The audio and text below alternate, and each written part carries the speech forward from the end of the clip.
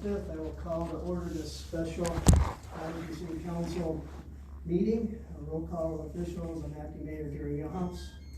Councilmember Zach Dunster. Councilmember Sherry Gunn. Councilmember Teresa Cermak. City Administrator Niles. Chief of Police Ben Zender.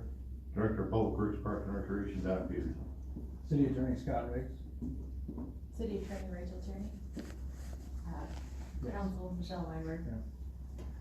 Okay, well, the reason for this special meeting is for the council actually to adjourn to a closed session to related to pending litigation with a contractor related to city infrastructure.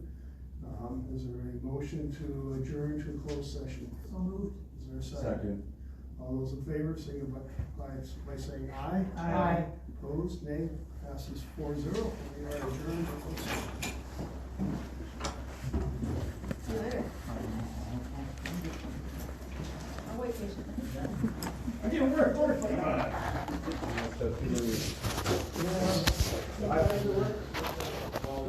Stop that.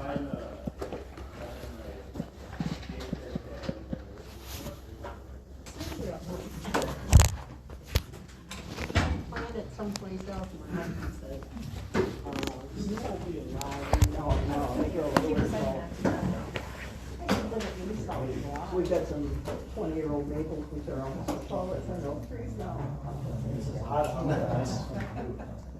Go ahead.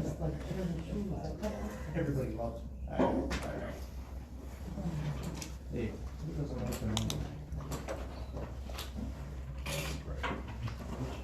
Right. I got it. Thank you.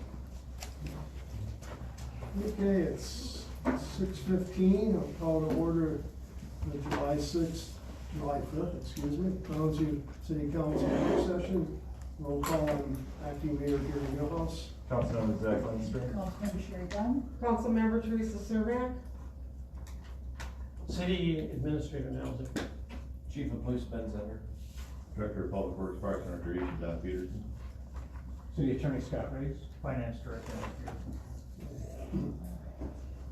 Council workshops are informal gatherings of the council at which no final decisions are made, rather consensus discussion to direct staff on council decision items. Council, we have obviously a pretty long agenda tonight.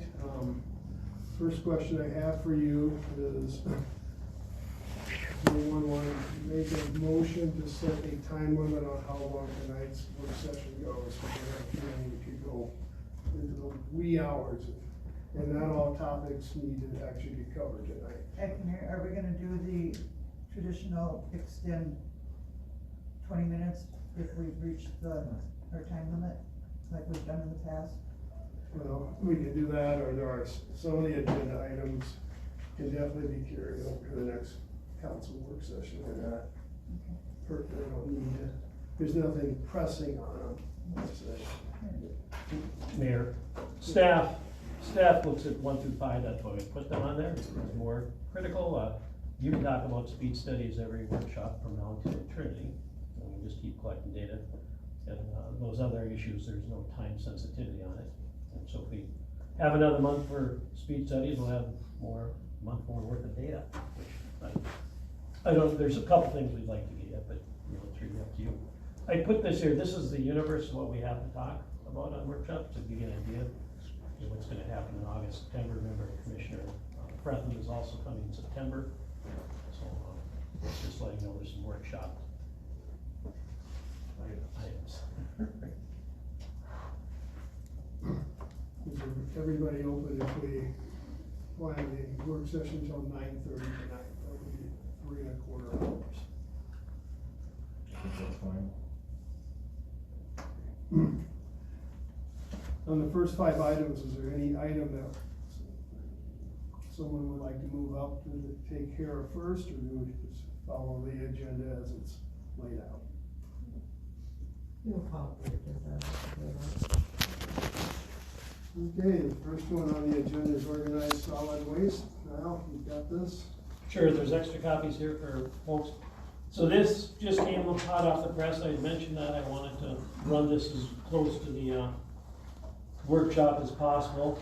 There's 209 tallies here. there's closer to 220. But we pulled out the obvious, so Gary Nealhouse, you filled this out 4 times. I did. We don't believe that to be true, okay? There was clearly some mischief going on that. So we extracted those. And so as you look at this, the memo lays out, as you move forward, we've talked about the process extensively and the need to get to the resolution, to get to the exclusive negotiation period. The survey, as you look through that, has price as a high factor, and the only way you can get to the price is to get to the exclusive negotiation period. And so the next step to move it forward is to adopt that resolution doing that. You don't wanna do it next Monday, mostly because we don't have any time and legal by noon tomorrow, there's no rush. You could do it at the last meeting this month, you could do it at one of the 2 meetings in August. So you can take the time to digest this, but based on the meet and confer with the haulers, you had talked about the strategic goals. I think you've been at this long enough, the survey reinforces there's a desire to have services, and the first question lays out those. You can have all those. We can negotiate with the haulers to include all those and have the a la carte, based on what they want. And then after that, you get into, is it environmental, is it road wear and tear? And again, the surveys results are supportive of those things. They come out there, there's people against it, there's people for it. You look at that. There's certainly commentary, don't do it, but there's commentary on it's overdue, so I think that's left up to your own digesting and all that. But for tonight, it really gets down to, if you want to move forward and get to that price, that's one of your strategic goals, I believe. You brought it up a number of times. Well, that's a goal. And then service options and environmental road impact. You get to decide those things. I think the survey was real clear on one thing, and that was doing an additional fee to have quarterly or bi-yearly cleanups. When you get to that, it was overwhelming. 75% don't want it or really don't want it. I think that's clear. No, I'll just keep my trash and we'll count on the fall cleanup that the city does and our own mechanism. The large bulky item stuff is in there, and I think that's in statute, Rachel, where they have to offer that, or is that optional? I don't recall it in statute, but I'm not sure. Okay, I remember reading that somewhere. So with that, obviously you need a little time to digest. I think the graphs will kind of help you get a pretty clear picture, but I don't have much more to ramble on. And again, you can now digest this, and we can put it on the August workshop too, if you're not comfortable. I think it should take some time. Obviously, you've met Rachel. Rachel is one of the 2 experts, handled the St. Paul in the negotiation, so available for any questions you might have for her. Also, any questions from Niall or Rachel, or any comments as far as where you'd like to go with this? Well, I would like to really go over this myself and read it, so I'd like to move this to the next workshop. I too would like to move it to the next workshop. We've got time. Yep. There's no rush. Zach, your thoughts? Well, I think there was some clunkiness with the survey, that, I don't know if we accurately captured all the information.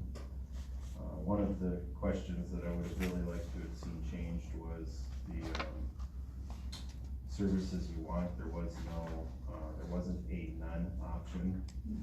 And the, organization, I didn't, after looking back at what happened, or what people had commented on social media, but organizing the priorities of what was there, I think there was were some other people that had a hard time with that. And It wasn't intuitive how you had to do that. Yeah. No, it was not, and some of, I would like to see a question on there too, with, do you wanna do this or do you not wanna do this? We I think that we have good data here, and I think we spend some time looking at it for sure, but I'd also suggest that maybe consider tuning this up and maybe redoing it again, and seeing if we can capture more accurate data, now that people know what it looks like, and get a few of those questions on there that don't suggest that we have to have these services, so that's kind of where I'm at with it. I'll let Rachel, I don't know that you have an option of none. Our solid waste management requires you to have trash disposal, you want to be like that. No. There's a process by which you can petition, and it comes to me, but you have to demonstrate that you've got a validated method of disposing of your trash. That's not what I was talking about. What I was referring to is in some of the questions, it's like, do you want this service, this service, this service? Oh, And okay. there is no option just to say, I don't wanna pay for any of these services. Like the electables, right? I mean, you're not gonna not have trash and recycling, but like the composting, the other things that we were talking about, water services, organics, things like that. There was no option to say, I don't want that. I don't wanna pay for that, and I don't want it. Does that show up as an undercount now? I Well, mean, we know how many people took the survey, and then right, based on that, we So- know how many people. so you see it in the comments, and when we go to the organics, I guess it's a nuance, when people strongly disagree, I think. That should have been added. Well, this is when you were prioritizing your list of items available, and there wasn't a none option in it, so. And again, I think overall, that the survey itself was kinda clunky, and I don't know that we captured everything accurately, but, I think we have some good data here to tell us kind of what the priorities of the people are in general. I just would like to see it'll be a little bit, cleaner with better direction on how to use it, but that's just my opinion. The survey's still open, right? Right, so it's still open, and, we'll add it in the webpage, but now that it's public, you run the risk of people gaming. If you get an advocacy group for or against, you could start thinking, well, we'll see this, we're gonna try to go with justice. Now, you see the date, so we can see that demarcation. One of the things that, the individual who's doing the survey, by no means is he an expert in this, and we put it together much like we did for the street project for the 2022-2023. So some of what you're referring to, Councilmember Lindstrom hasn't done. As far as I know, he did add that, I don't want that, no choice, or none of these are. Okay. And some of the other was the click and drag, and we can add some of that other language that you want, you just have to get to me. The individual who's doing this has a full-time job, he's doing this on the side for us. Right. So, between his and my communication, it takes a couple of days before we finally connect and get to that. The other thing that he can do is, and we didn't think about this until later, is to put a caveat down there where if you have to enter your address, and if it's not in the Ramsey County or it's in the city of Mounds View, it's out, you have to kick it out, it's gotta be a resident of the city.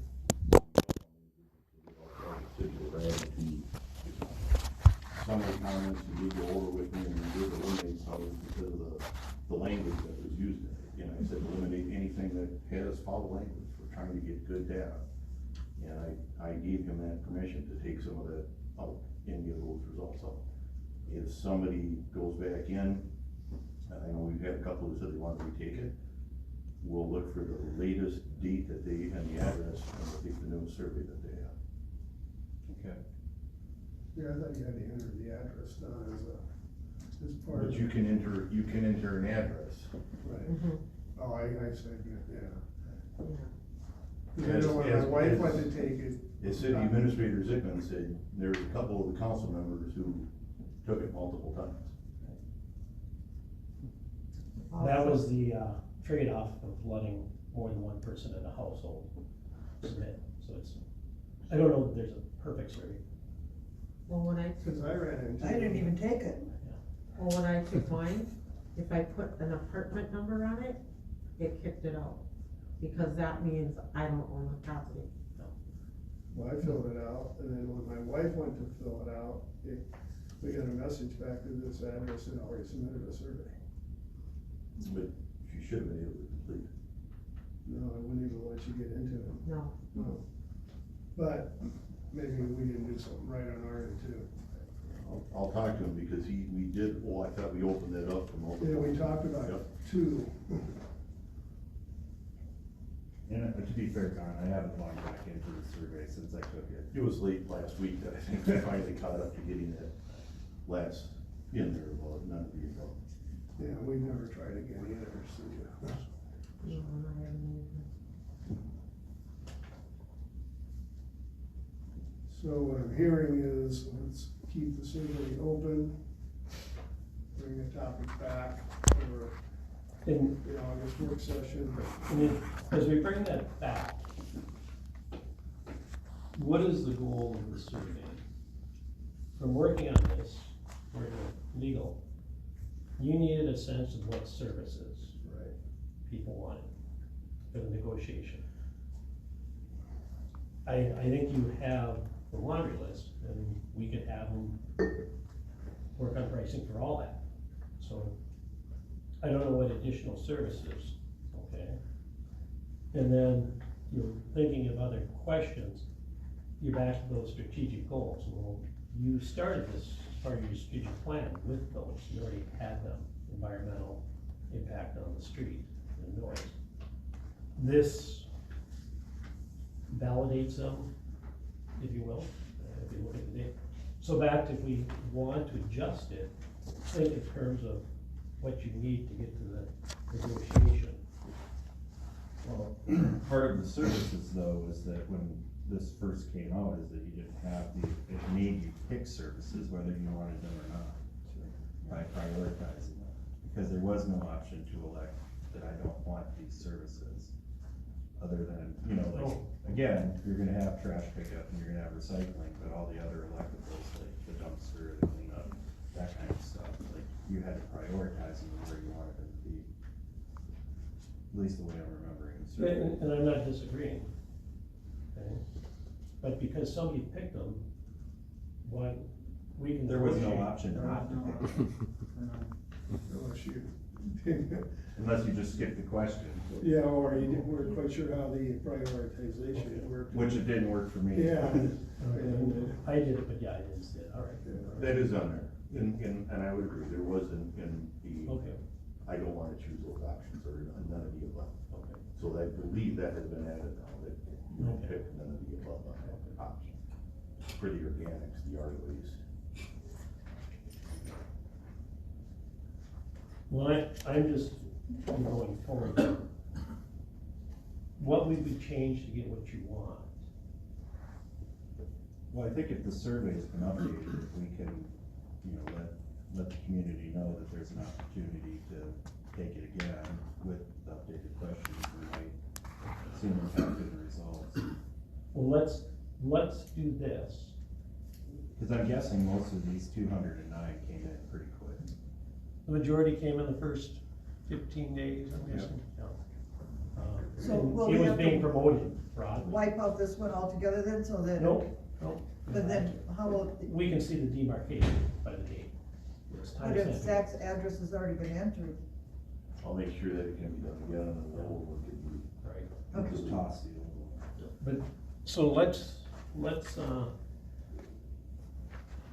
Cause we're not gonna talk about this again until the next work session in August, right? well, we can, We can the, talk now, council meeting Monday night has capacity, we can talk about the questions that you want to adjust, and then give Jake a week, and then promote taking it again the week after.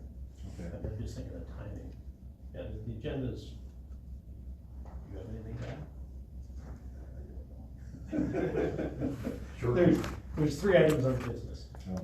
Okay, and, one of them is the sign ordinance amendment, but the other one's The operations, yeah. that's kind of It's the emergency, how many pages is that report? 322. So we're not going to print that out, we're gonna give you a hyperlink if you want, again, unless you want us to print out the 325 page report. Okay, I think, that'll work, does that work timing wise? So email suggestions by Monday, let's Okay. talk again, and then give Jake a week to fine tune it, and we'll go from there. Is there anybody in the audience who has a question or would like to speak to this topic? I can see a quick show of hands, but just, why don't you go ahead? Obviously, there's no place at the table, so No, go ahead. that's fine, that's fine. I just wanted to agree with Zach, because I had the same experience, I took it early on, and there were at least one or possibly more than one where you had no option of proceeding until you picked one, and even if you didn't wanna pick one, so I appreciate that. Because if you're doing this, you're obviously going to look at it and make some decisions based on the responses, so you wanna be sure that it's as accurate as possible. I also question if we can make any kind of really good decision based on just 200 and they're not randomly sampled like a survey should be, so I just caution you to, put too much emphasis on a survey such as this, because it is found that, when people, participate in this, if it's not random, it doesn't have the authenticity that a random sample has. But we didn't have a problem, both Brian and I took this, and we were both able to take it, unlike your experience. Yeah, and we never went back and tried, Yeah. so. Would you be when you're ready to have people retake it if they want to, would that be promoted on the website, plus social media too, so that people will know? Okay. Bert? Are we still talking about? Organized trash, and Okay. my apologies, Vern, I should have went and looked at the agenda when you called me, it was first on the agenda. I'm sorry I missed out on the discussion, We were just talking about the survey. but can I say a word? Yeah, I'm very happy with our garbage collection the way it is now. We've had 2 of the servers and they both have done well. But I really am glad for the council pursuing this and doing a good job and sticking with it to see what the whole thing is about. I read an article recently that one way that communities can make decisions about things is to talk about community values rather than just thinking about individual rights. And my concern is about the environment. When I can have 2 trucks going by my house on a week rather than 6, and then on the next week it's 12, I'm concerned that we could do better than that with fewer trucks, less gas, more environmentally safe. I'm also concerned about the safety of our community. The kids, we've got quite a few kids in our neighborhood, and on those days, they have to stay off the street. And of course they can do that, and then of course, the roads. All the effort that we have put into these wonderful roads we have, I think we can do everything we can to continue to save those streets. So thank you, council, for being able to pursue this and giving a good discussion, and we look forward to future discussions too. Thank you. did you wanna? Yeah, can someone clarify why more than one response per household? It had to do What with. the methodology is about why? Yeah, I requested. when we had the community meetings, it came up, what if the husband and the wife aren't in agreement on this particular topic, and so how do you capture both individuals' feedback? So And I was- organics are more important to me than they are to my husband, so he rated it different.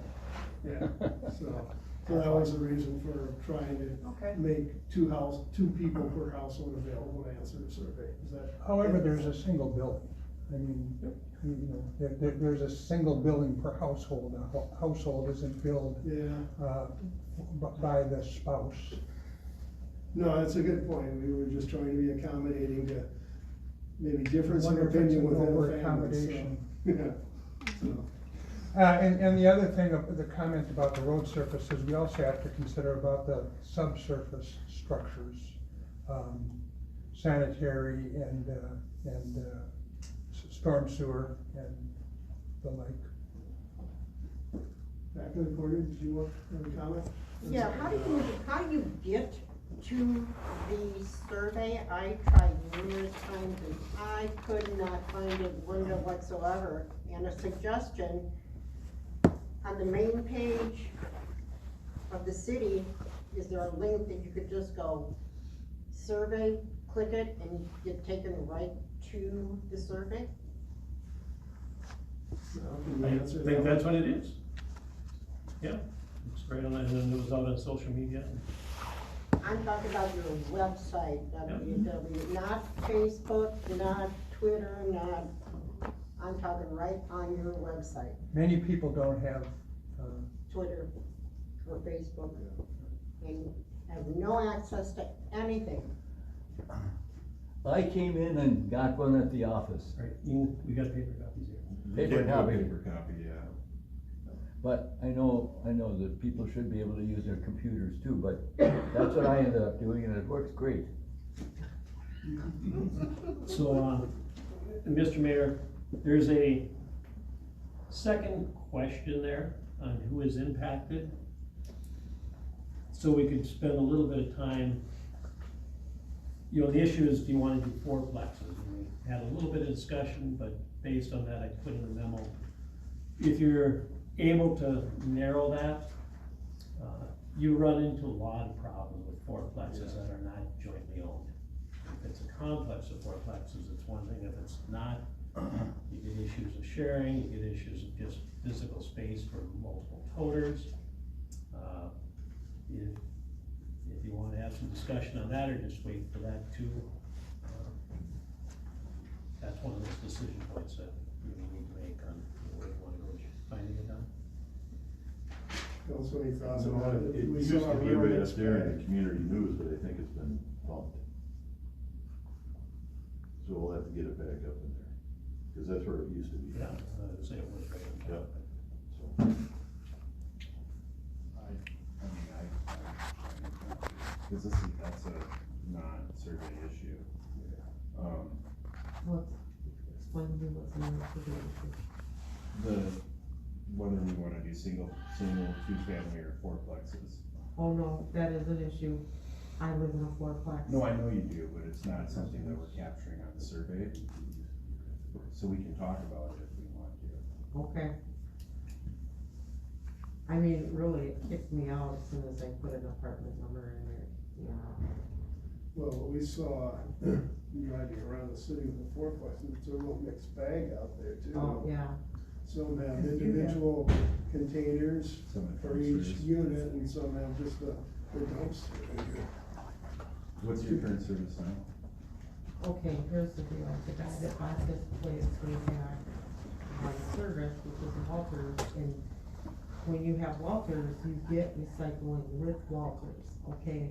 When it wasn't working for me, I wanted to find out what was going on, so I went in there and I called Walters, and first thing she asked me was, what color is your cover on your recycling thing? And I said, well, it's yellow, and she said, oh, that's not us. You have to have our garbage before you can get, recycling thing. So then I had to go through the person that we have, and because I'm not the owner of the building, you can't get any information. You can't even get a calendar telling you when they're picking up your recycling. So I got a little crafty and I just put the address in, which my owner lives in my building. So then it popped up, number 4. So I'm going in there and I'm checking all this stuff out. If it wasn't for that, I wouldn't be able to get any information. And, in talking to him, he's complaining now about how expensive everything is. Well, things go up, I understand that, but the city says you have to have recycling. We went from 2 cans, which we had 1 for every 2 units. We're now down to 1, and the reason for that is because I'm the only person besides him living in the building. And I'm the only person that uses it, and if you wanna get down to it, I could fill 3 of them every week, but we have 1. So I do the best I can with it. And you know how much garbage I take out? Every 3 weeks, I take out 1 kitchen can of garbage, meaning papers and things like that. I do everything else, I do composting, I do whatever, I don't, I don't want that stuff in the landfill. So, the fourplexes are gonna be really tricky, they really are. Cause if they're gonna do, the total things for that, personally, I'm not physically able, and if I'm the only one filling it up, I don't want that either. So, that's just my opinion. Sure, that's really the fourplexes, whether they should be Well- considered for the program or not considered for the program, Well, if a program happens. it's a mix, like, I think they should, if they've got garbage and recycling. Well, even apartment buildings are supposed to have garbage and recycling. Well, my apartment building does, we've got 2 big dumpsters, we've got 1, 2, 3, 4, 5 different, garages that have the 2 dumpsters, and each one's got 5 recycling bins in it, which get filled up immediately after the garbage truck comes. But, so apartments are different. But I think there may be some apartments out there that don't have recycling available to their residents. But the fourplexes that when we drive around it, you look at them, some of them just have dumpsters. Some of them don't have recycling, and they're supposed to have recycling cans. So, Yes. Maybe I can be a little bit helpful. Yes. thank you, Rachel. So when you're talking about how many units you wanna include, you're talking single family, duplex, triplex, fourplex. I think the ceiling that you're talking about is 4, which makes Right. a lot of Right, sense. yes. But you have a little bit of a secondary option, which is to say, we're gonna, for example, mandate single family duplex, and we're gonna let fourplexes opt in. So, that's one option, is to allow fourplexes to opt in, or allow, kind of the communities of multi-buildings who are generally served by dumpster to allow them to opt out. So you aren't automatically including, there are some ways to wiggle this. And so, one option for you, because right now, we aren't making the final decision for what our contract's gonna be. We're setting priorities, right? So, and sometimes you get into negotiation and you realize, ooh, that priority is expensive. And then you decide that you're not gonna do it. And so just, as you're talking about it, some of the problems that you're identifying make perfect sense. And so when we sit down to draft the resolution, we'll draft things for you, and then you all can kind of decide whether, and even within the resolution, you can say, we insist we want 1s and 2s, maybe 3s and 4s, we'd like them to identify options. That's something that you can do. So this isn't like a black and white decision that you have to make today. What you're doing really is providing guidance to the negotiating team, and you're also helping the haulers understand what your priorities are, so that when they're making an offer to the city, they kind of know how to juggle their numbers to give the city the best offer. But it'll be the building owner that opts in, not the resident. Yeah, in my case, that's the That's the problem. question. It'll be the fourplex building owner that says, yeah, I want to opt in. They may survey their tenants, but they may not. Right? You're negotiating with the building owner to opt in. We're not negotiating with the building owner. The decision, whoever makes garbage decisions today will make garbage decisions then. That's not something that the city has control over. The city can't step into a contractual relationship and say, no, you get to decide. That decision is beyond the purview of the tract contract. But the tenant fourplex will be the owners making that decision, it won't be the tenants. If that is the arrangement, then yes. If that's how the lease is signed. So I guess you can noodle on that some. And then what I'm hearing is, you can at least get a price, and then still decide not to admit. Should we get that far?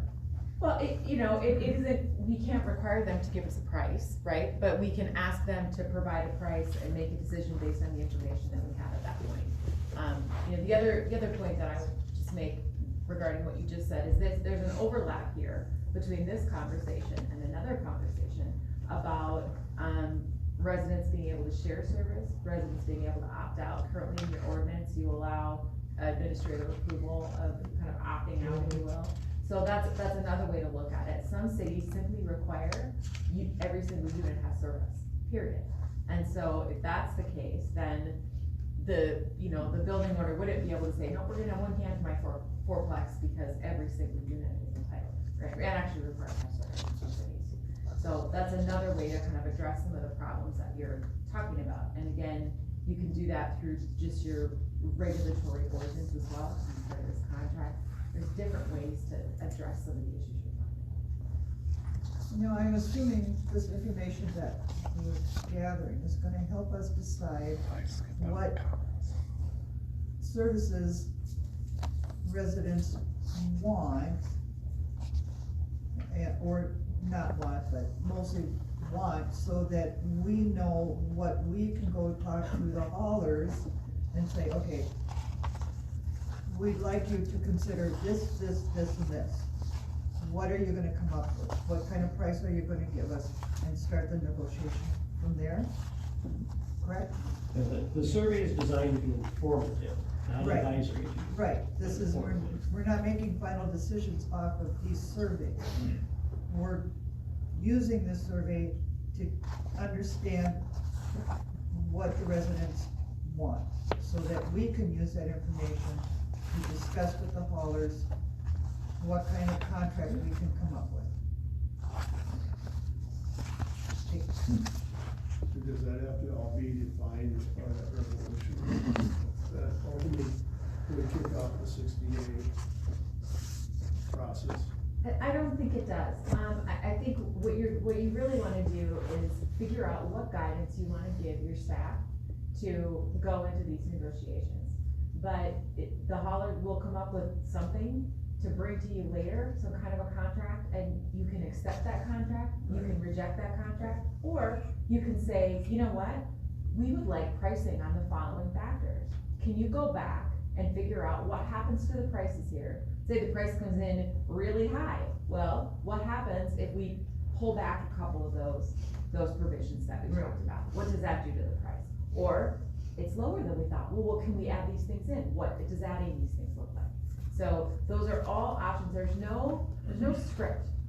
There's no script and mandated process that you have to do. The mandated part we're walking you through. Certain number of resolutions, certain period of time, those kinds of things. But the negotiation itself has to take at least 60 days. It can take more than Right. Tony, did you have a comment or question? I haven't really been following the organized waste collection, but my question would be, is it something like Minneapolis where the bill ends up on the water bill? If the city moves in this direction, that's one of the things that has to be decided at some point in that process. It could either still be billing done by the hauler or haulers, or it could be part of the utility bill that you passed. There hasn't been no decision yet on what direction that goes, so I hope that helps. You didn't answer your question, but that hasn't been decided. Yeah, we haven't discussion done yet. anything.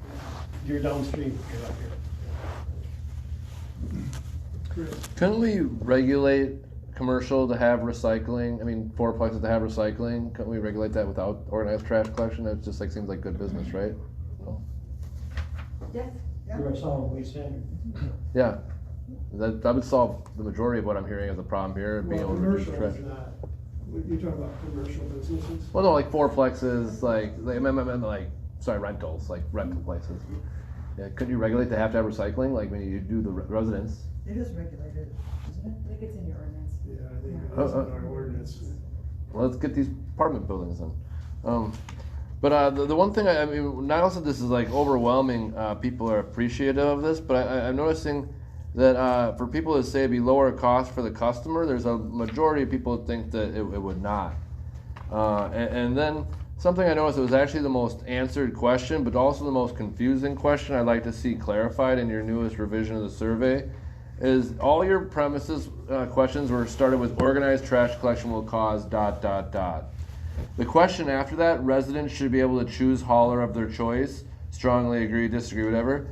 You see here that overwhelmingly out of everything you have voted on here, the most amount of people vote that we should have choice in our hauler. Now, I hope that's accurate, but I won't even know because the way you set up that question where it says organized trash collection will cause, residents should have a choice. It almost seems like you wouldn't have a choice if you went to organized collection, and the choice would be not to have organized. So is that wording it to say like we should have choice and not do organized, or is it wording it to say in organized we should have choice of who our haulers are? And so that question makes absolutely no sense to me, but it is the most passionately answered one that people agree we should have choice. What page is that? Second to last? Like the fourth page here, this. Second It's on the third and fourth page, that's on the left and right here. To what statement, residents should be able to choose their hauler of choice. But if you look at the survey, the way it is in the survey, the workup to it doesn't make sense.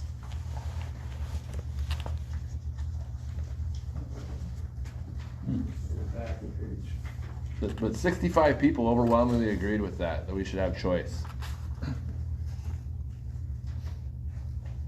I looked I don't see another survey. There was one that came close at 63, but there was no other one that came up there with that many people. There's 64 here, reduction in number of trucks in the city. So the most passionate issue is that we should have choice. But also that question didn't make much sense. I'd like to see it clarified. Are you making notes on that? Anybody else have a comment? We'll move on. Yes, sir. Yeah, David Wood, I guess 2501 Sherwood Road. I was looking at it, I thought it did have it, but I guess not. In terms of baseline for the marketing segmentation here, like seeing where people currently stand with what they have, if they have trash and recycling, composting, what they currently access and use, as well as where they live, if they live in apartment buildings or complexes. Using that to vet the future questions for them, it might be able to help guide the gap between what they have and where they want to go, because it seems like to me, people are saying, no, I don't want this, but you're having a hard time seeing where the gap of where they're at and reconciling the gap of where I'm at with where I want to be. I don't know if that makes sense, but.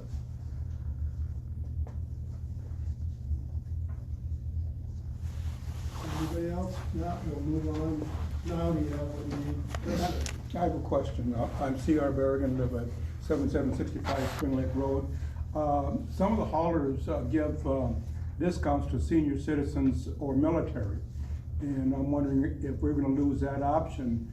We can put that in the contract. That's up to us to put stuff like that in the contract.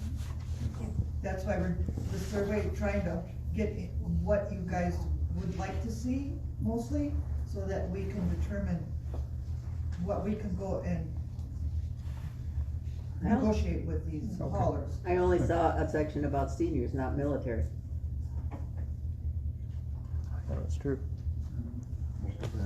I only saw something about seniors, and they give senior discounts, not military. Right, but I'm saying, I know, but if the survey didn't ask if that was important. We have already discussed that we would not wanna give up, so, you're on there. I gotcha. Okay, let's move on to the next topic. Item 2 is the Morris Letterman Survey Community Center update and discussion. See You have both Councilmember Lindstrom and Nile, so. Thank you, Rachel.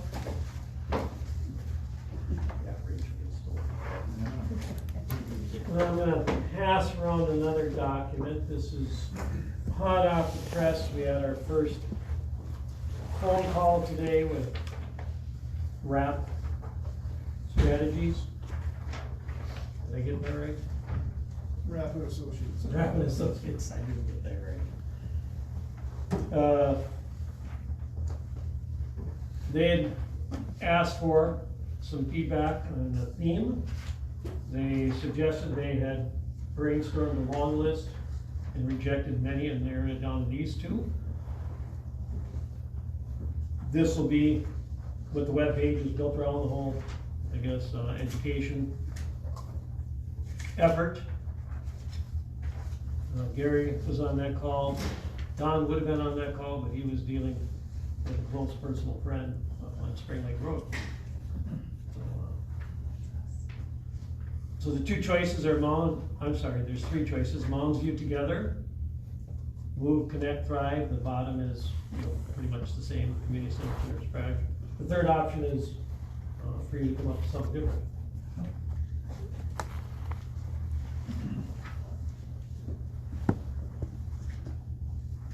So I said, well, we have workshop tonight. We can bring a workshop tonight. So council, thoughts on one of these two things? I like option one, I like Mounds View Together. Yeah, I like that one too. It's gonna take all of us to decide whether it is or it isn't. I like that one too. Well, that's consensus. There you go. How about any comment from those in the audience? Let's do it again. It's Mounds View Together or Move, Connect, and Thrive. Why do we even have to have a name? It's a marketing strategy. Well, it's more of a theme for the education that we'll be providing to the residents around the community center and the expansion. It's like a tagline, if I can use that term correctly.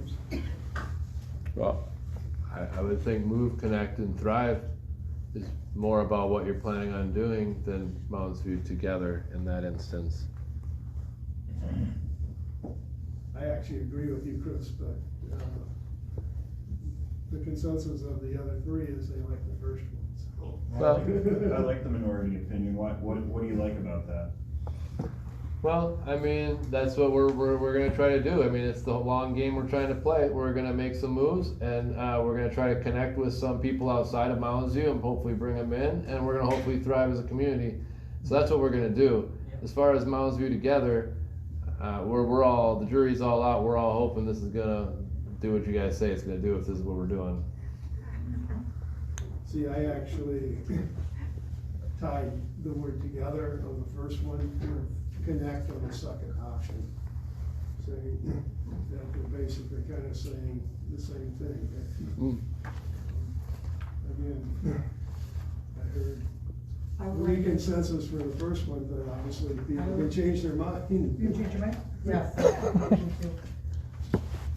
fine with Move, Connect, and Thrive. Yeah. No, it's okay, too.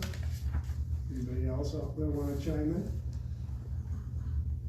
From out here, it sounds more like it's calling in the community as opposed to Mounds View Together sounds good, but I think with all the heated issues, of course, because of the diversity of the neighborhood, it could be creating in-group, out-group by its tacit nature.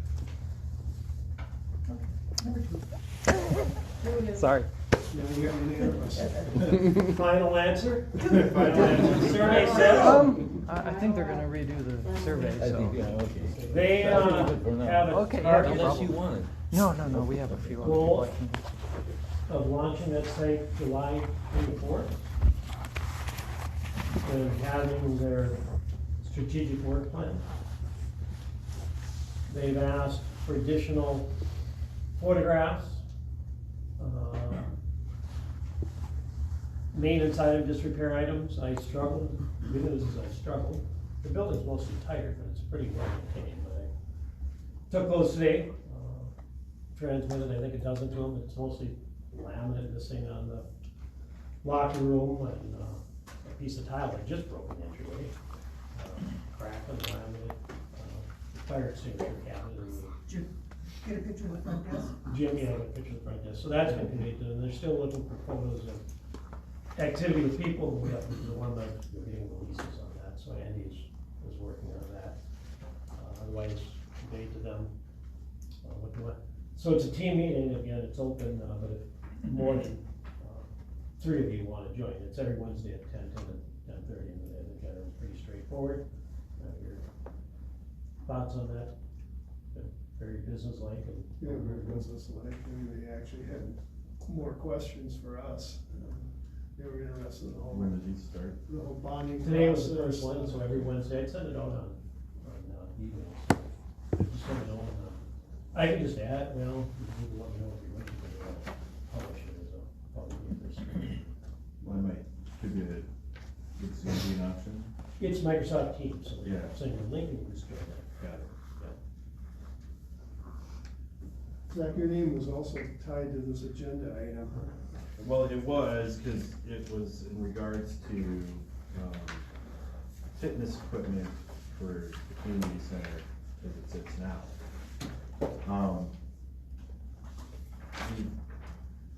We've had, I know that we've had a resident come in here more than once and ask for, new fitness equipment, and I think, if I remember correctly, there was a little bit of money that was available to purchase some fitness equipment, isn't there, Mark?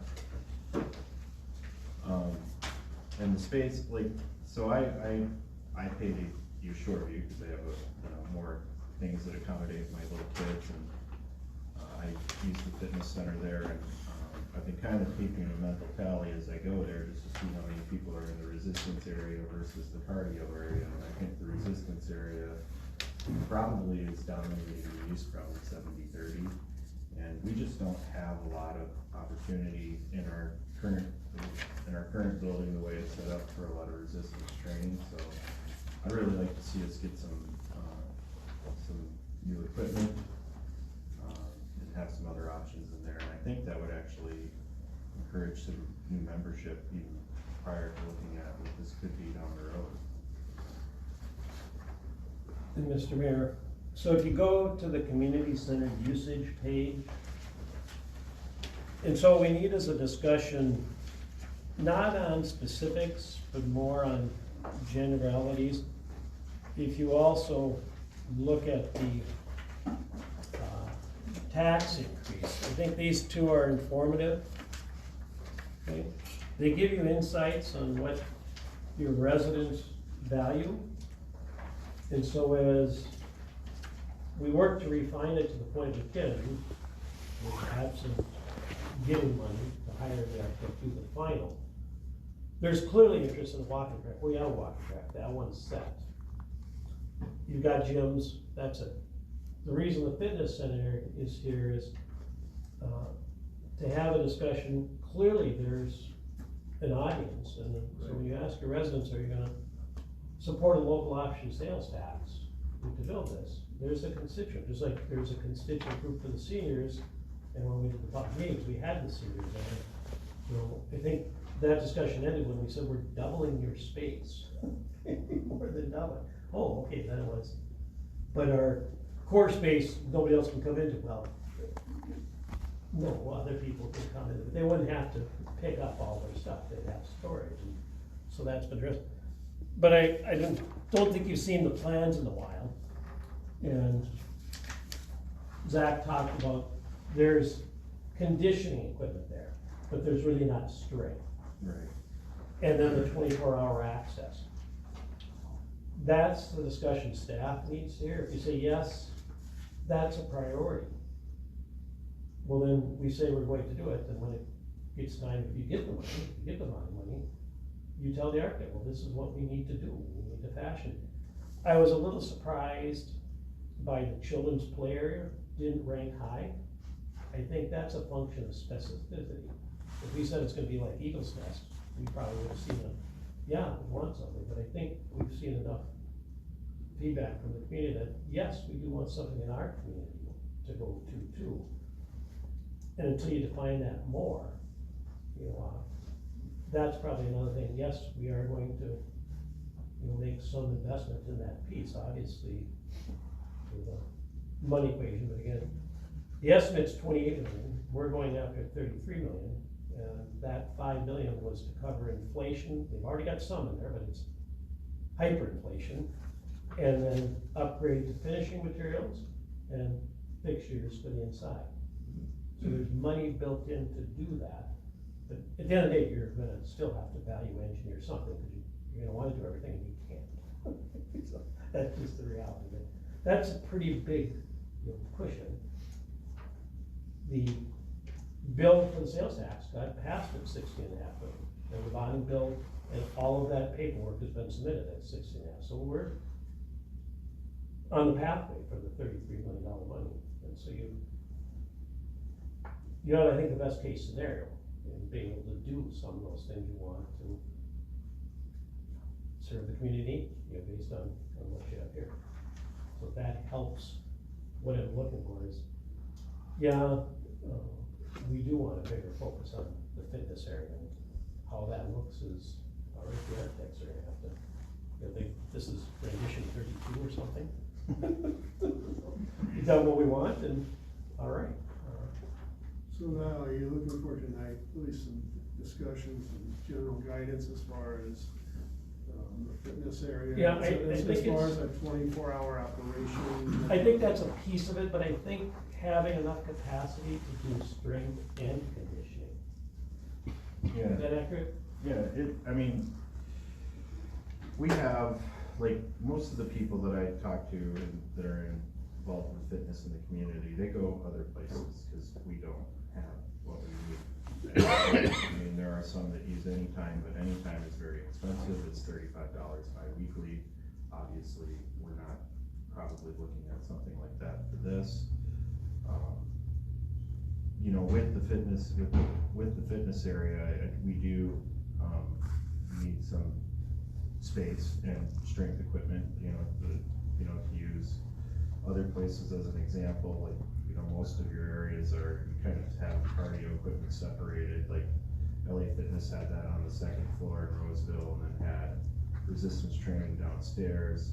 Oftentimes the cardio equipment is towards the front of the building, the resistance equipment is towards the back, or whatever the space is, depending on whatever gym layout it is. Like when they had Muscle Gym there, he had 5 treadmills, a step mill, and a couple of ellipticals. I don't think we need like a ton of cardio equipment, but you know, definitely want to have options for people. And then it's just really looking at, you know, building a gym for people to be able to actually do more resistance training. And we have enough studio space, I think, with the current layout to do, you know, to have some of that toning and shaping and those opportunities as well. And, you know, probably at some point, if it got popular enough, we'd be able to have classes and things like that. Sherry, any comments? Well, if we had it open 24 hours, do we want it up on the second floor? Well, I think the question there becomes more, I think there's 2 things involved with that as far as 24 hours. One, you definitely have to have a bathroom available, but you would also want to have the access only to that fitness area and the bathroom. You wouldn't want people to be able to go any place in the facility during those off hours. I mean, I'm definitely open to considering 24 hours. I think, you know, in the end, I think if that's where we want to head, that becomes something that the architects, when they do the real defined detail work, would need to know and figure out how do you work in a 24-hour operation that has just access to that area. Does somebody need to be there? No. You would have, you know, obviously you'd have somebody sign some type of agreement stating that we're not liable. Or they'd have to have a special. Cameras and key fobs. I think you charge an extra fee for the 24-hour access. Yeah. You know, I think you'd have your base membership, and then you'd have the 24-hour membership if somebody wanted to have the ability to use that.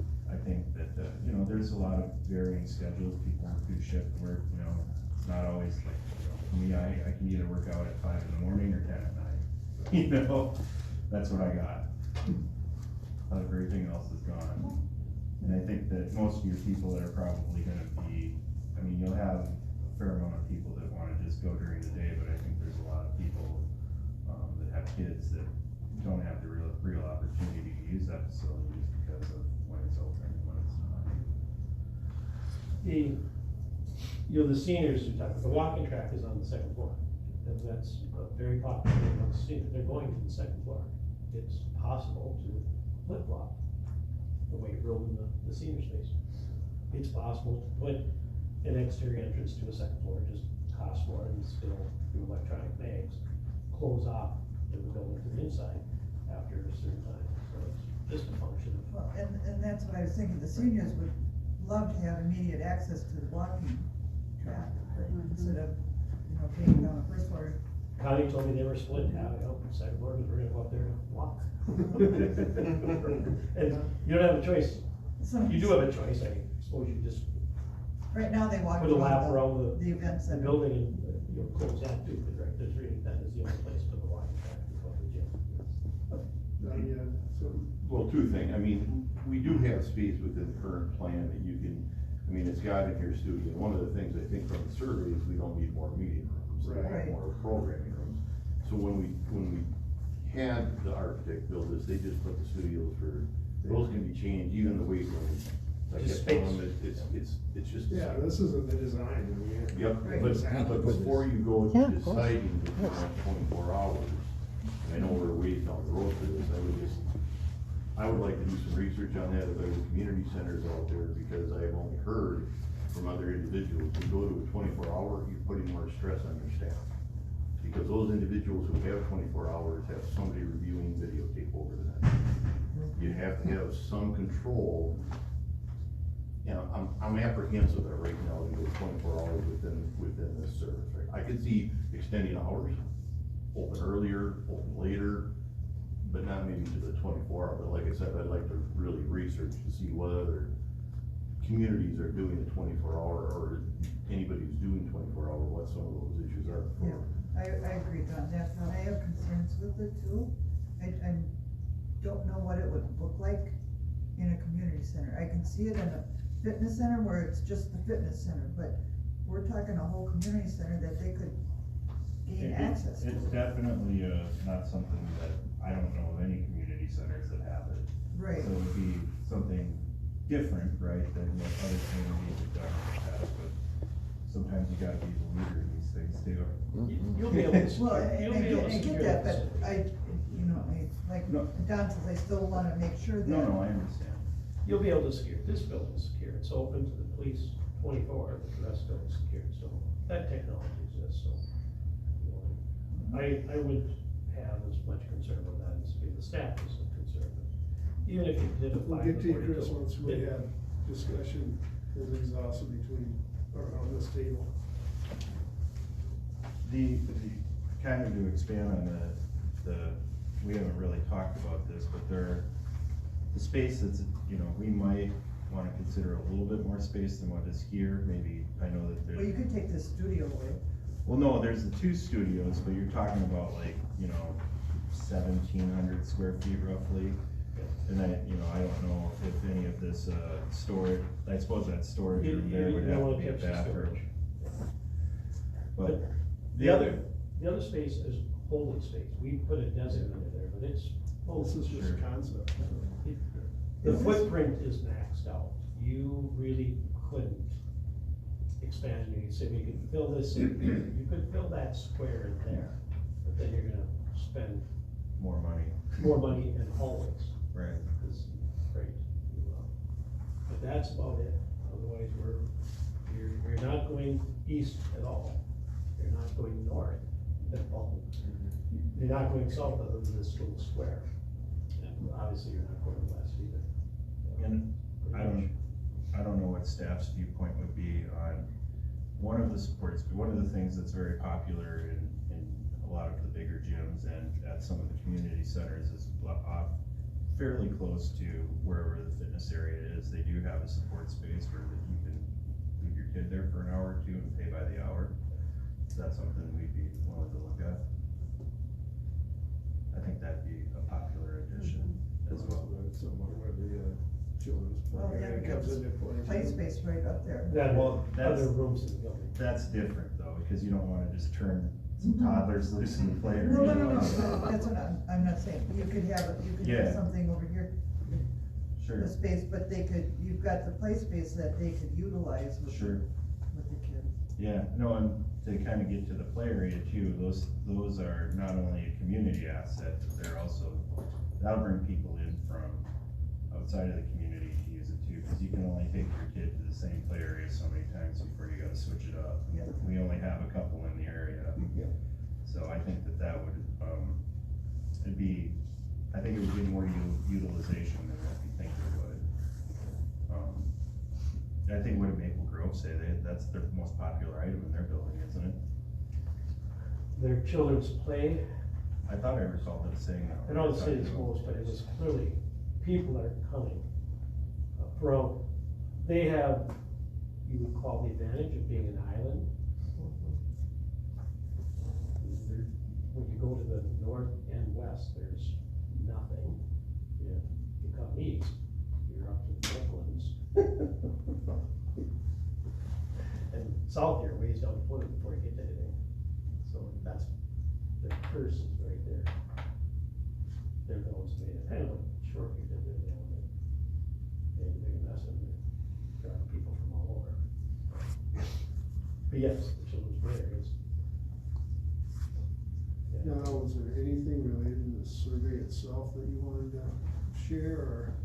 Not unless, Colin, I put that in there because of those 2 pages, and as we're working with Forest Lebanon, as they work on the work plan, that was one of the gaps that we had talked about, is let's get a further definition on what it is you're envisioning here, and it's still gonna be concept, but, what I'm hearing is gonna say, yeah, we're gonna make fitness, conditioning and strengthening, one of the priorities, like the walking track.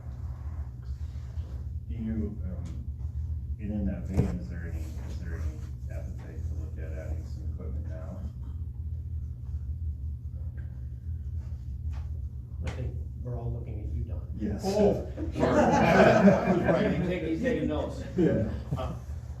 I think we've got capacity for that, and I can talk to Andy about that. I don't know. Yeah. We have some money in the budget for purchasing equipment.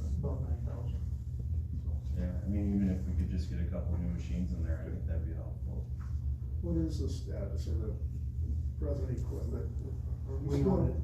Oh, we do own it now, okay, 'cause I know one time we were leasing from Hawaii or when. We exercised the buyout this year. Oh, that's right. It cost us each, That's right. spending about 17 grand. Did we end up with any extra with the fire departments? We did. So we have that too, the fire We department. had a couple pieces of equipment for the fire departments, and then we got rid of one for store credit, and we're still Their work trading item in, is, yeah. duty crew. Right. Space, and so we, the PD took the stuff they wanted. We had first grabs. Or that's So there's still upstairs, some- that's Yeah. not for the We can public. take- Right, that's downstairs, yeah, yep. So with that, Councilmember Linson for some suggestions. Can I get back to you on that? Yep, absolutely. Well, I think Chief Center and, I'd Investigator like to get- Erickson might have suggestions. Yeah, on yeah. this. I'd like to get some advice too from one of the people that used to own a gym, just to kind of come and look at the space and see what would be a maximum benefit for what we have available there. What do you guys have downstairs? You have more strength stuff? We're heavy strength and conditioning. We do have a couple of treadmills, a couple of ellipticals, a couple bikes. We just got an assault bike probably a couple of months ago. Rowing machine. Yeah, so we're heavy, It's strength. 70-30 easy. Right. Yeah. So, Enough that We're- Investigator Erickson benched 385. that's what he says. Anybody witness it? Yeah, right? He didn't have a spotter, I don't know, we'll see. I wouldn't arm wrestle. No, he does well. His arms are bigger than my thighs. So he, yeah, we're kind of maxed out right now, and, like, now's rule is if you get something new, you gotta get rid of something, so we're kind of, we're just kind of, yeah, we're just kind of, we're in a holding pattern right now, but whenever there's something that comes up, I ask Mark and say, hey, we have something, and right now we're good, but I don't wanna overdo it either. And This is kind of straight away from the community center discussion points. yeah.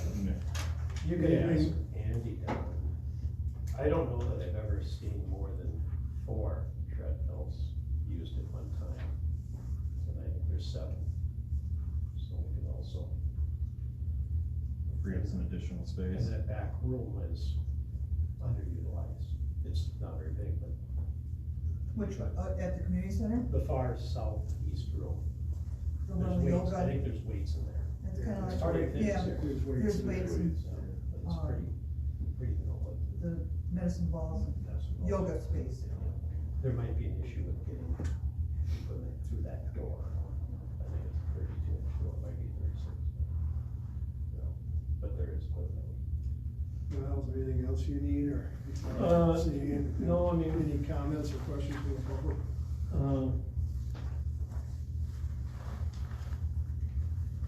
They're gonna look for the council to approve that work plan, is that your understanding? Yeah, wasn't he talking about coming to the 24th, is that? 24th is the target, so that'll be something that, we'll look through to get formally or informally approved, we'll give feedback on. Today I had to give feedback on every civic group, all city events, all of our communication vehicles, written, social media, and then there was one other question there, it was a question about that work plan, so. Yeah. Yes, you had, thank you for your patience. Oh, no problem. I would say I'm a huge fan of the 24-hour thing. I'm sure the officer will tell you though that if we do something like that, that people push the boundaries of everything. Getting people to the second floor track, someone is bound to jump from the track down to your bottom floor eventually. It just happens. So that's one thing to consider. The other thing to consider is that if you do put a bathroom in that area, make sure that that bathroom is regulated on how often you can operate the sink. I've heard enough horror stories of late night places that have unmanaged sinks. But other than that, like, I'm a big fan of the 24-hour thing. It does work, but you do have to think and be prepared for the idiot of all idiots. They just exist, and for some reason they come out at night. So, I would just say that. I just want to give you regulate the water in that bathroom, and maybe not give them access to the track because they will jump down. Okay. I belong to Lifetime Fitness, they used to be 24-hour. That was They the open other- like at 5 in the morning now, and they go until midnight or something like that, okay? When I go to Lifetime, I'm not using the fitness equipment. I'm walking the track, I'm doing a swim session, I'm using their steam room, I'm doing something that's a little more sedentary than what you guys are doing, okay? So if you're going to open it up early for the exercise room, some of us seniors don't like to walk a track that's really crowded, so we'll come in early at 5 o'clock in the morning. I do that now, so I avoid all the Gen Zers that come in at 9, okay? So I'm just saying that if you're gonna open it up for that, don't discriminate against us seniors who might come in at 5 with you. Good point. I'm a fan of early morning tracks. I did want to add quickly, by the way, community centers in all small towns do keep their community centers open 24 hours. So it is something that community centers do quite a bit. I don't really know, I have family in North Dakota, and there's 3 communities right there. They all leave their community center open all night long. They do it with keys they give to the citizens or key fobs. I would also suggest age restrictions after certain hours. Yeah, there's definitely ways you could restrict access. So what's the emergency plan now for using the community center if a tornado came through and decimated Mounds View? Is there a plan to use the community center as a public shelter? It's Is that something that should be discussed with this plan? It doesn't, the community center doesn't fit the criteria for a shelter. Oh, is that something we should be doing? It used to be this space. It used to be this building. You can't get 13,000 So- people in here. But it's gone. Mayor, we're off subject, but I think we can answer. Good luck, that. Larry. So, That's interesting. you have a primary EOC and you have a backup EOC, and, those are for shelters become, cooperative efforts with the Red Cross. Communities themselves typically do not. The plan which you're going to adopt by Ramsey County envisions the whole shelter. You could, as a community, house, your community. It's a bigger problem that you need to keep the government functioning, and we do that through the EOC, and then the backup EOC, which is geographically 7 miles from here. And we would have theoretically options to go to Brighton's EOC, and when the state builds an EOC in Blaine, there'd be an So- option there, so. So the architects never took that into account when they made this design into making it into an emergency shelter if it was needed? No, it wouldn't be an emergency shelter. Why not? It would be a completely different design. You'd have sleeping quarters and bigger bathrooms and kitchens and, right, it's. No, there's communities that get hit that just put cots up in the gyms and so forth, that's what I'm saying. You wouldn't necessarily have to have those things, okay? But is there some plan within the city to use facilities that the city owns to house residents when there's a natural disaster? No. If you want us to go down that whole path. What? Go down that. I'm gonna step out there and say, it's not like we wouldn't. Yeah. No, I'm not Yeah. saying you wouldn't, I'm asking if there's a plan. No, there's no plan. So we'd work with all our Ramsey County partners and come up with a plan. But that is the most logical space to put, like, cots and If stuff. that's meant for the whole city, I mean. And I misunderstood, I thought you were talking about a storm shelter where people could go and shelter, and no, that you can't. I It's said- not built for that, and the cost for that would be astronomical. To have a shelter built like that for that facility, we've looked even when they were doing the addition here, and we're not zoned, or it's not built for that as well. But you could Could you shelter people in there? Yes, but. temporarily, yeah. Yes. I refer to the operations, the police do the emergency operations plan for the city. Anybody else have a comment or question with the community center? Yes, sir. I need to understand, you're going to compete with commercial gyms. I'm wondering what the exit strategy is for this facility. In a commercial operation, the gym fails, they end their lease agreement for the equipment is returned, they take a bath and walk away. What's your exit I don't strategy? know that. I mean, Councilmember Lindstrom maybe sees competing with private gyms. I personally don't. We're just talking about, we presently have a workout area available to the residents of Mounds View. The survey said that is valuable. We're just talking about in this expansion that it would be a larger area than we currently have. The times that I've been in the community room with the equipment that we have now, other than the kids shooting baskets in the gym, there's nobody in that center. Well, that's why we're talking about improving it and making it more accommodating for people to have things to do there. When I worked at the front desk there were people, it depends on what time you're there. There are people that were coming in the morning and using the equipment. There were people that were coming in, after work, say around 4 or 5 o'clock, that were coming in and use it. And there were some people that were there, community center closes at 8, they were probably there 6:45 and stayed until it closed. So it depends on what time you're there. The So I kids are won't there, ask the again, kids in what's the the gym are exit there all strategy? day long. During the summer, they're there from opening to closing, except for They the weren't there the pickleballers day I there. went to the Twins game. There was nobody in that gym.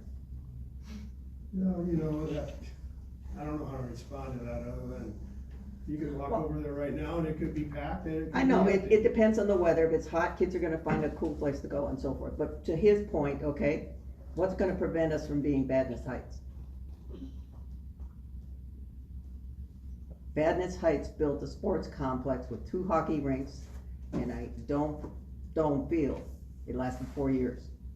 That's what his point is what's your exit? And Ramsey County took it over. And Ramsey County took it over at a loss to the city, when they And were, then the the city's residents had were told that it wasn't gonna cost them a Residents thing, and had it a- did. Well, if the equipment's not being used, then it's not being used, and that space can be utilized for something else. For what? I don't know. We don't know until that happens. I couldn't tell you what, if maybe it could be, dance studio space, or it could be, I don't know. I think there's 2 key points that people keep forgetting. There are 2 things that this potential expansion are dependent upon. One, the residents of Mounds View will have a definite say about that, and that is the local sales tax. Because the local sales tax would be our source for paying our half of the project. The other thing it's dependent upon is the state legislature has to say and prove that they will give us bonding money for half of the projected cost. If they choose not to do anything bonding wise next year, this thing doesn't go forward, at least at that point. If the residents vote down the local sales tax, it doesn't go forward. So Badness Heights was very close to the bonding bill that you've asked for. It was $26.5 million, okay? They sold it to Ramsey County at a loss of $10.5 million. And it's, in the meantime, there's a city audit that can't quite figure out what happened there. And we just don't want the same thing to happen. Badness Heights, Renee, I'm not gonna, But you keep bringing up other communities, so I'm bringing up Badness Heights. I don't want the same thing to happen to my community that happened there. Neither do we. Well, I think. And that's why his question is that, if this doesn't go well, what's the exit strategy? That was his question. so I don't think we're gonna get rid of the community center. Acting Mayor, can I comment? Yeah. Exactly. So if the sales tax is approved by the residents, you'll be able to pay for the bonds. There won't be any default like happened in Vadnais Heights. Vadnais Heights had revenue-based bonds. So the system, they didn't make enough revenue, so they couldn't pay the bonds. So that's how they defaulted. You will not default on these bonds. You have no, you have no debt, which is the key to making it work. Operationally, you had the study, which says it's viable. In that study, the rates they used added to their 30% below market, but your operation costs are predominantly labor, and they're scalable. If you don't have the rent, you don't have labor. So that's some of the safeguards, if you will. You'll have utilities, and you'll have additional insurance, but really the big bill is labor, and labor only comes if you get the bookings. Are we not just moving a huge community center expense to the budget currently, though, that was not paid for through revenue? No debt operationally. There's a transfer from the general fund, but that's been there to pay for the recreation programs and the administration of the facility. That's been there since day one. Yeah, that's been there. So what are the current expenses to run that? The annual budget is about $800,000 for the community center. And it will expand to? I don't know. It depends on the number of events. I mean, it's not exactly paid off, I'm just saying, like, cause we're already still paying for the one that's paid off now with moving things to the budget, so I mean. Well, Chris, I don't know if there's any community center out there that Doesn't make it right. And Shoreview has a transfer from their general fund to support their community center, and look what they have. And they have? An expensive community center. And they have a bigger population, they But have they still more have a land. transfer, Renee, the point is, it's not covering its expenditures either. And their facility also isn't built to handle what we're hoping that this one will with the tournaments and things of that nature. I mean. Well, There's a that's- definite need for gym space. I mean, we have a resident in town who's a middle school girls basketball coach who's searching for gym space for next year right now. I get that, and, you know, I understand the uses of the gyms and so forth, okay, but when you specialize like that, okay, now you look at the New Brighton Community Center, okay? It also houses Eagle's Nest, it houses a library, it has very nice senior facilities, my kids' graduations were held there, the all-night parties and so forth, okay? Is that more what a small-town community center should look like? That's all I'm asking. Well, I think that in order to be able to expand the community center, to get those resident options that people are interested in, such as the walking track, the fitness center, the play area, some of these other things, the senior space, we have to have the gyms to be able to apply for the money, to be able to get state bonding dollars for the Get that. regional draw. And then we I know, also they're not have to gonna give have you- that To be able to get the sales tax option. If we don't do that, They're not then gonna, then we're where we are right now. the one thing that you could put in there, that none of the community centers around us have, is community theater. That's a good idea, that's nice. We need to look into that. No, I know there's no. Yeah, we don't have community center. We don't have community theater anymore. I would love to help start one. And they used to hold those at Irondale. Yep, they're at Irondale. They were at Irondale. And try to work with the school board to get in there to get space and so forth, okay? Appreciate that comment, cause that's true. So It's the there- same issue that all these So sports there groups are have. choir groups that would use that space, there are band groups that would use that space. If Well, yeah, you that's created a space where you could have a small thrust stage and so forth, you could have something that nobody else around here has. Well, I know one around here will have more gymnasiums either, so. And I'm not gonna use the gym, but I will the theater. Any other comments? Okay, let's move on to item 3, minutes of workshop. Niall. So, Mayor Council, first thing I need to do is, update and make a correction on the memo. So specifically, under the options for the minutes, because I think that's where we can focus the discussion. Number 3, I'm really excited I have a cost of taping the meeting. We really wouldn't have a cost, we can trigger in this environment, the recording with the cameras, and create that tape and set up by just, Jenny's got me trained to push the start button, and then I have to remember to go hit the stop or it tapes all night long, which we've done before. But it's digital, so you can just erase it. So that wouldn't have any physical costs. I had the cost, for the 9/12, that's their rate times 12. So that doesn't exist on just taping. That then can be played out on the channel as frequently as you want. It's when we have them come in and webcast that you end up just in your tape, we can do.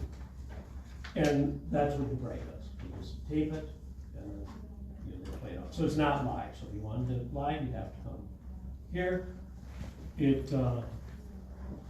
If I had to make a recommendation, Scott's gonna weigh in on this.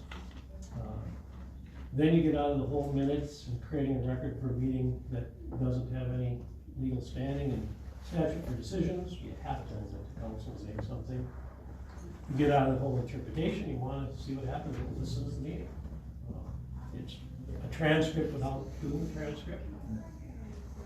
So I will stop there and turn it back to the council, and maybe Scott wants to give his input now, or Do you want to, anything to add at this point? No, well, sure, I'm an attorney, I'll talk.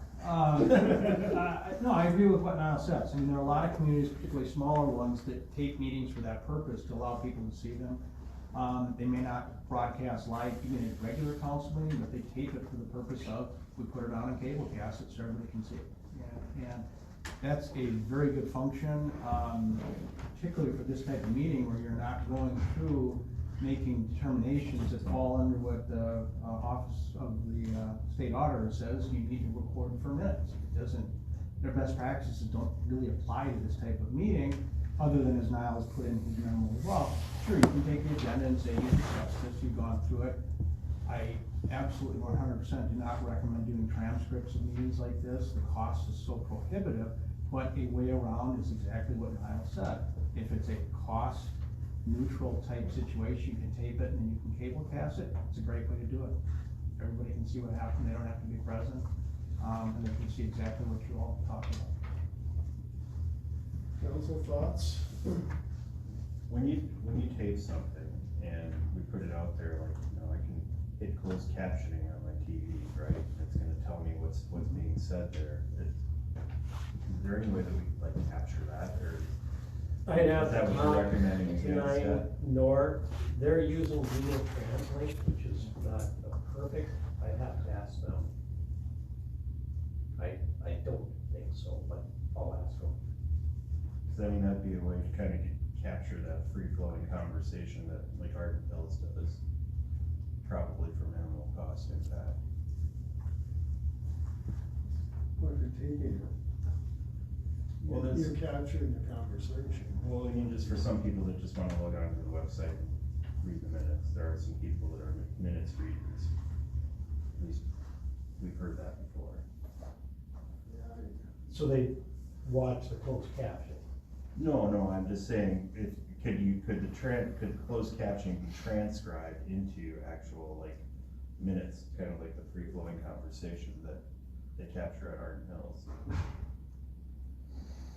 Yeah. You understand what I'm saying, right? Yeah, there would be a cost of doing that, because somebody would have to Pull it off. play it, put it off. But I'll see what the options are. You're basically creating a transfer. Right. That's what it would be, Google Translate.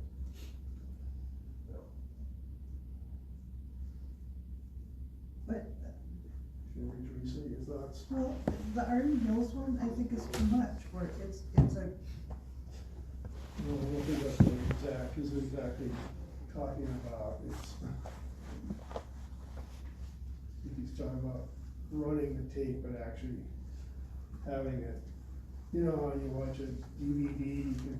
right, but you're also talking about putting it to paper. Yes, I know. Yeah. Oh, okay, I didn't catch that. Yeah. And that's what I can check on, to see what that cost is. So you do create a transcript, but you let Google Translate, which is not. You don't have someone actually doing the Right. recording. Yeah. But it'd be theoretically cheaper than Minute Maker, or whatever they're. Right, doing. okay. Whatever you use. But less accurate, especially with names and stuff. You'd have to have a disclaimer of something like that, because unless you're going to assign staff or a transcriber to go through it, you may be conveying inaccurate information because of the limitations of whatever service you're using. For, you know, Dragon speaking naturally, Google, whatever it is, all those are not perfect by any means. So, I mean, they're a tool, but they're not perfect. Teresa, any thoughts? Well, for the sake of the people that really want to be able to look at that, I agree with them, they should be able to go in and look at it. And I understand what he's talking about with the closed captioning, cause there's some people, even though they have disabilities and they can't hear, so why play it and watch it if you can't hear what they're saying? I mean, that's, so I would rather get that closed captioning on there. So if it can be done for minimal, yeah, I'm all for it. Cause trust me, if I was watching something and sometimes you don't hear it, at least you can go back and you can listen, or you can read something on the bottom again. So, yeah. I think they should be able to go on there and see it and at least be able to read something on the bottom. And I agree with the disclaimer that this might be, you know, not quite. If it goes to paper. If it goes to paper, but. Well, it depends on what service you're using for Yeah, closed right, captioning too. yeah. I mean, yeah, that, there are services, Granicus, everybody else, they do it, I mean, but if you're trying to do it with a neutral cost, you're not gonna get the same level of service. No. But I don't think it needs to be minutes like we do with our council, where we peruse them and then we make, you know, every minute correction and a comma and a period and, you know, the is missing from this section. I don't wanna have to do that with the minutes going on here, cause it's an ongoing discussion, and think about, if we did it like Art Hills is, like for tonight's, it would be a packet like It'd this be by the like time we that got big. done with it. Right. But if we did it, for instance, like. North Oaks has a summary. Right, and North St. Paul is, you know, the same thing, this was done, this was discussed, this is gonna get moved on to council business, this is dead in water or whatever, but yeah. Well, what about just taping the meetings? And they're available for replay, whoever wants to go and watch them, they're gonna hear word for word what was said. And that's where I'm leaning, is to just tape them and put them out on the website and. Zach, that's right, where he just wanted to know if we could get them transcribed. Yeah, I wanna tape them too, I definitely want them to be available for view, I'm just wondering if they're. As soon as you get into anything of minutes where you're shortening the transcription, now you're getting with staff time, and then your review, and then. If, like, per se, if the closed captioning thing were to happen, or we were to explore that further, you just put the disclaimer on there, and after we spend time correcting what they could be or they are. Right. So is there at least consensus on going back to these taping room sessions for people to watch? Yes. Their convenience later? Yes. Yes. Back in the day, we actually had a staff person that her job was to do the control room, all of the taping of every meeting that needed to be done. She did all the special programming. We were allowed X amount of minutes to do special programming on 9 North. At your peak, I believe you had one per spot. You had a person that did that, you had a staff person. Yeah, Yeah. and she handled all of that. Yeah. And then her time got cut in half, and then her time got cut even more, and then she left. No, She was full-time when she was full-time when she left. Was- The other, was she? the part-time person got cut. You also, you just got a cable commission. Yeah. Yeah. I got direction, it's a good segue, Zach had brought this up, you have a resolution sitting out there, I put it in the packet. A lot of this was born of, again, the new technology. Ask Scott about this. You probably should rescind that resolution. You don't need to do another one, you can do another one, but you don't need to do a resolution saying you're taping this meeting, you're taping and webcasting the council meeting, you can if you want.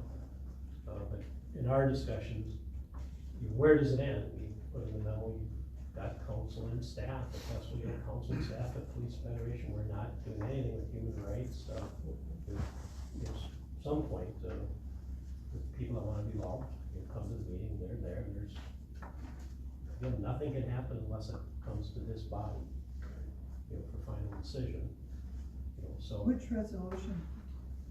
Resolution 7583 is Like the. 1999, it was a date on it, which is. Well, the 2010 superseded, the 7583 superseded everything else, either we rescinded or superseded, so that's the one sitting out there. That, I wasn't here, Scott, Bankler remembers, maybe council. I do remember council discussion regarding it, and that's why the step was taken to no longer do any further casting of certain commissions. Now, that's up to you for right now, what you wanna do. The total interpretation of that is we should be taping and webcasting all the meetings we mentioned. So that tells you, you need to do something with that, or we need to start following it, which you've not been. In our discussions, it's like rescind it if you feel strong about creating another one, other than you need some direction, but then you buttonhole yourself in. And again, you used to have staff that did this, and now we're using North and internal staff, so. Scott, do you know, did 9 North or CTV even exist when the city had its own cable commission? Yeah. Yeah. Oh, yeah. Yeah. They actually, we use their services from time to time. Yeah. But was the city part of Yeah. commission back then? too? Yeah. Even though You we had way our more own- access to media at that point in time. You had both staff and the ability of 9 North to produce things for you. So there were many times when you didn't have staff here that 9 North filled in. Yeah. And handled it. You don't have that access that occurred back at that time. She even went out and did special programming. Well, I'm talking about the commission now. I know what Vanessa did, but. Right. I mean, I do remember Don Hodges, filming something through that, when he was part of that commission. Yeah, no, we were. Okay. So Well, the I- idea would be, if you're where you're at, my recommendation is next meeting, you would send that resolution. If you've got other suggestions, talk about it now or bring it up at the meeting and come back with something else. So now what I'm hearing is consensus on putting back in, at least recording these work sessions. And you'll investigate the, closed caption, for lack of a better term, that Zach is suggesting. Closed caption to transcript. The transcript. Yeah, and I got that, I was moving on to the resolution. So we're on 5 now. We're in public comment. Well, No, I'm sorry, no. I'm Looking- reading my notes still. Looking for resolution to the resolution. You got a resolution sitting up there that we're not following. Well, I'll go first. I think we should, eliminate that resolution. Rescind. Rescind it. I agree. Yeah.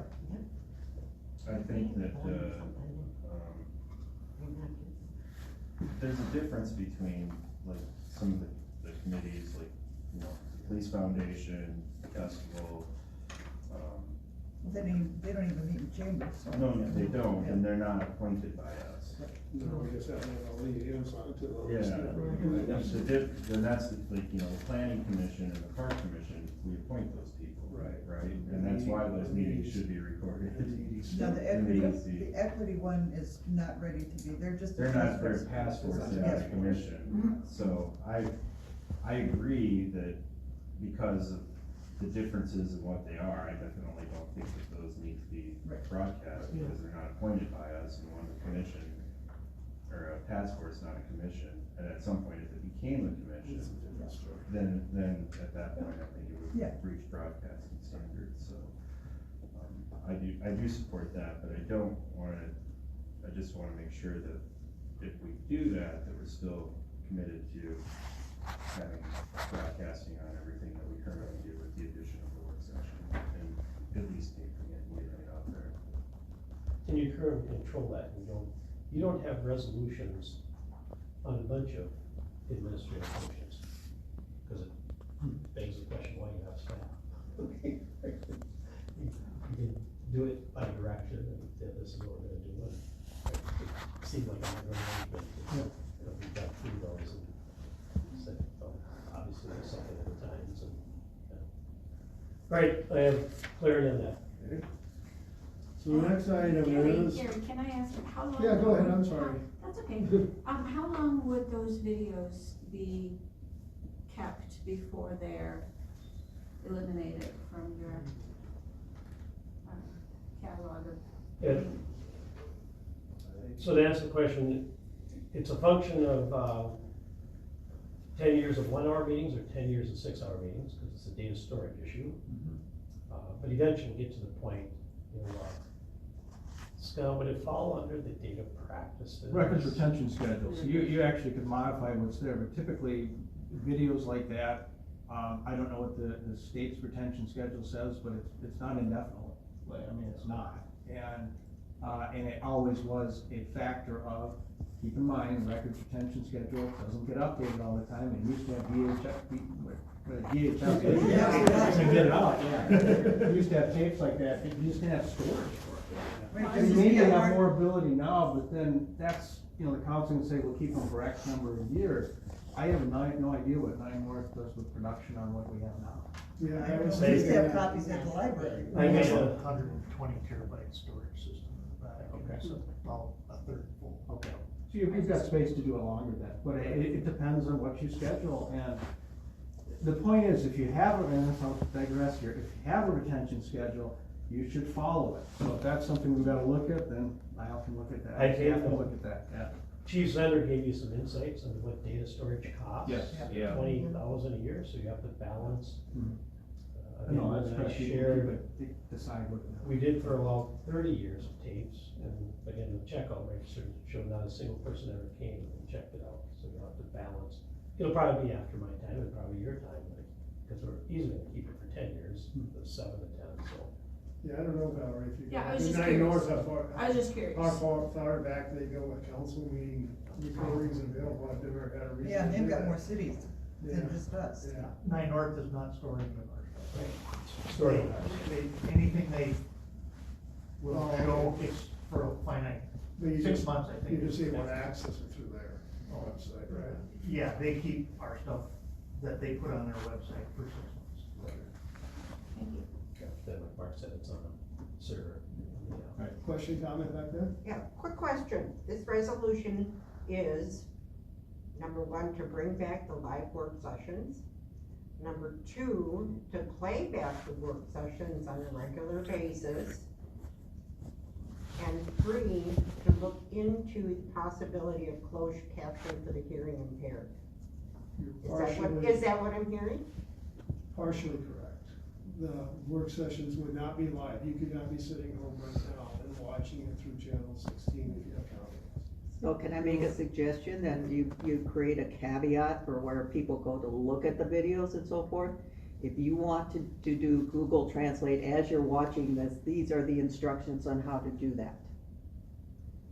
Could that be added to the, I mean, when I don't, I'm not able to attend the park commission meeting, for example, and I wanna watch the recording later, I always go to our website, I go to Mounds View Television, and that pulls up the commissions, the council.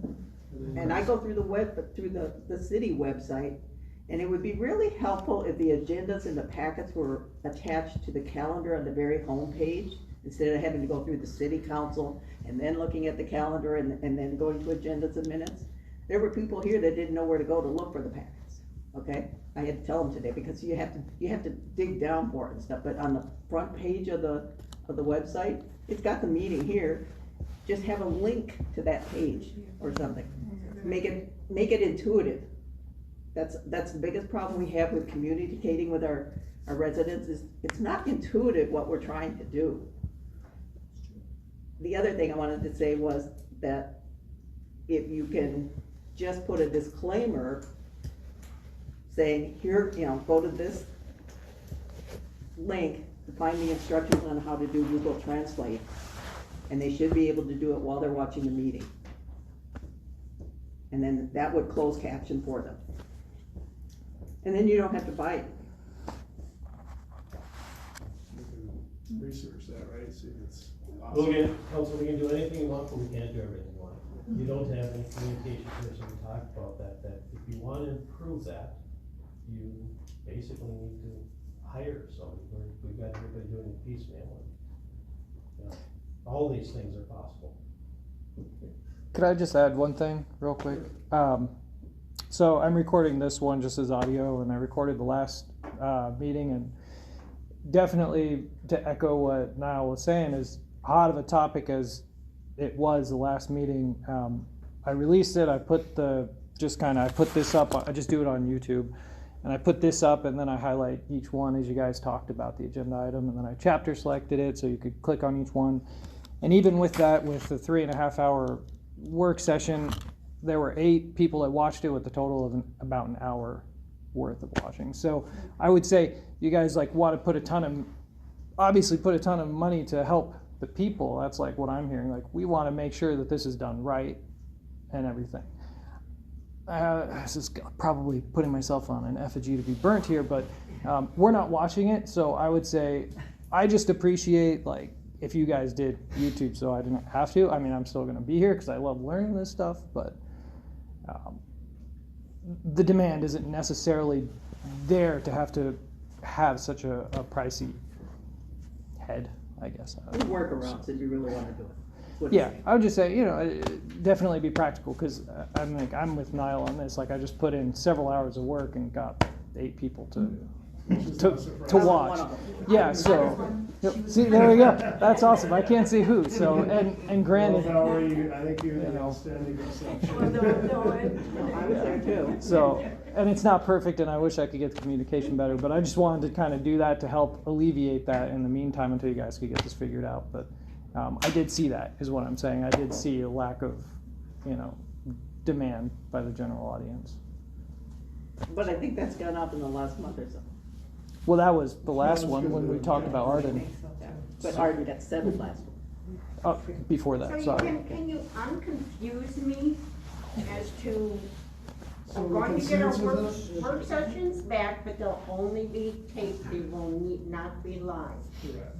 But it will be part of the Mounds View City playback schedule. It will be part of on the channel guide for the city of Mounds View of the work session repeat of such It'll and be such a date. On the website, not on cable. It will not be on cable? No. Then why, never mind. Never mind. Because Okay. we're not doing it live, we're just taping it. I know, but it's not available on your website, on It'll your go on the website. government access channel. No. Or 9 North, go to the website. 9 North. So like right now, you'd log on, if you wanna watch a previous council meeting, you're not using cable, you'd log on to the city council meeting page, you'd see the agendas, you'd see the packets, and then there's a little link for the video. That's where it would be. She has to go to a library to do all of that. Right. She doesn't have access to any of that. Is it I'm Dave? looking at channel 16, which is Mounds View Government Access Channel. And I cannot watch, you're telling me, I cannot watch the work sessions. I can watch the Charter Commission, Park Rec Commission, etc. commissions, but you're telling me that now I can no longer watch the work sessions, even though the franchise fees is part of this. We haven't been broadcasting for over 2 years. Huh? We haven't been broadcasting for over 2 years. Yes, I know that. Oh, okay. That's why I'm a little worked up about it. Yeah, you're 2 years Is the fact that no one from the city council in the Mounds View newsletter mentioned the fact that the work sessions would no longer be available to view. Is there, if it is taped, can 9 North play that or no? Yeah. Or not 9 North, but I mean the local broadcasting channel, this is channel 16. That's what we're going. Okay, so the work session would be on there? Yes, yes. Okay. Okay. Yeah. Well, That's not it. what Have I we heard taped it? though. No. Why, I thought you I'm asked, it confused. was live. No, he Yeah. said no live. Okay. It's not live. You have to come here for live. Right, Yeah. but I can watch it taped on a re-cablecast of this Okay. meeting. I have a suggestion for David to get his viewership up. Okay. He should promote watching this if you've got insomnia. I mean, fair enough. And that was the one where you had specifically talked about how you'd gone back to the 70s and there wasn't anybody who checked it out. And even with this, I posted it. I know not everybody uses Facebook, but I put it on the Mounds View residence page. And But those of us who did go there yeah, are concerned. Right, And we're right. appreciative that you had a record, because there wasn't one before. so. Okay, let's move on Just to wondering item about the high price. 5, public comment and council now. And I'm gonna let Scott comment on this. Ms. Anderson brought the charter. In reviewing that, the charter is pretty clear. You should allow public comment at workshop and by council too. But again, you have broad discretion, so with that, I'll turn it over to Scott. His Sure, thoughts? yeah, thanks, Don. And that is correct. You've had that in the charter. The councils in varying degrees have done this over the years. You have done it over years. You have broad discretion on what you want to do and to deal with that. Is it a universal right to have hours and hours of discussion? No, you have business before you have to approve, you have bills to pay, things like that. You certainly want to allow some type of opportunity for comments, which you're doing tonight, and you're asking people to have that discussion points here. So I think that works well, particularly for the work sessions. For council meetings, it's up to you what you want to do. You have it at the beginning, have it at the end. A lot of city councils lately have moved it to the end, so people who are engaged see what the actions of the council are over the night, and then they make comments at the end. Some have it on video, others do not. They stop the videotaping at that point in time, and it becomes almost like a work session format where there's conversations and questions asked, things like that. Most councils do exactly what you do, at least the ones I work with, that take input and then either refer it to staff or come up with some type of response at a future meeting. I think that's the better way to do it. It's difficult to respond in real time on many questions. Obviously, items are on for the agenda. It's up to you whether you open up to public comment or not. Most councils don't, in most cases. You do on many occasions. So that's been the practice here. To the extent of what you can do, like a number of communities lately, you could limit it to time, limit it to a representative group. If you've got 50 people coming on one issue, have a couple of people speak, and if everybody raises their hand and said they agree with that, you've taken that input. You know what they have said at that point in time. So, there's a number of ways you can go about it, but the reality is, as you've had at council meetings, and as the charter says, yes, you do, and you do, and have been taking comments. How you want to integrate it here at the work session, that's up to you. Whether it's just a comment period, and then you move on and have discussion, or you interact as you've been doing tonight, both of those are workable options. So first is the workshop, okay? And so tonight's a good example. At council, you just listen. And it's pretty clear when you want me to do something, or it's pretty clear and I'll say I'll do something. But I quit tallying, but there's been upwards of 20 suggestions on different things we can do. Okay? I wouldn't do any of those unless a consensus of you. And part it's the nature of informal discussions, which you want. So as you have your discussion, you need to balance that with, if you're gonna take it, then everyone has to understand, you can suggest anything you want, but unless 3 of you pick up on that, and do it right away, Don's making notes on how much of this do we do and how much don't we do. It's clear at council, it's less clear here, because it is designed to be informal. Right, and you will also have anything that comes here, even if you have consensus, it's still gotta work through the process and come back to you at council for any actual decision. Consensus is already. Consensus just moves it to staff to let it, to bring it back to you. Yeah. Yeah, it has to come back to the council at a regular meeting. The workshop, staff is looking for clear consensus on where to go. New things come up, there's no background, no staff So, briefing, so it's a little more consensus challenging. meaning that, yep, okay, 3 of us are saying, go ahead, see what you can find on that particular thing, and we'll bring it to council.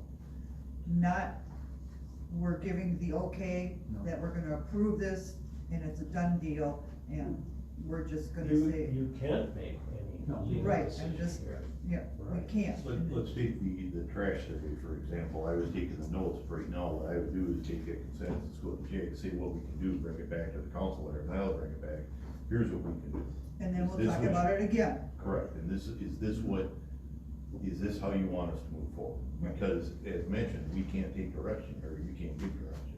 That has to come at the council meeting. Right, yes. So consensus is, we're not deciding on anything at the work sessions. We're just saying, okay, Don, here's your ideas. Ben, here's what we want you to do. Check in on the, the cloud and how much data can you store on that. Bring it back, let's talk about prices, and then we'll come up with a resolution and go from there. And my point because most of the comments coming from the audience, you need to absorb, and then if you want us to do something, you gotta give us that direction. Right, right. But the nature of the informal discussion, you're going to get a lot of ideas, yeah, so that's. Which is another reason why a lot of times, and this is pretty, very informal, what we're doing right now. Sometimes we can't do this, allow you to banter back and forth with us, and we'll talk, you know, we'll throw this out to you and you throw this back.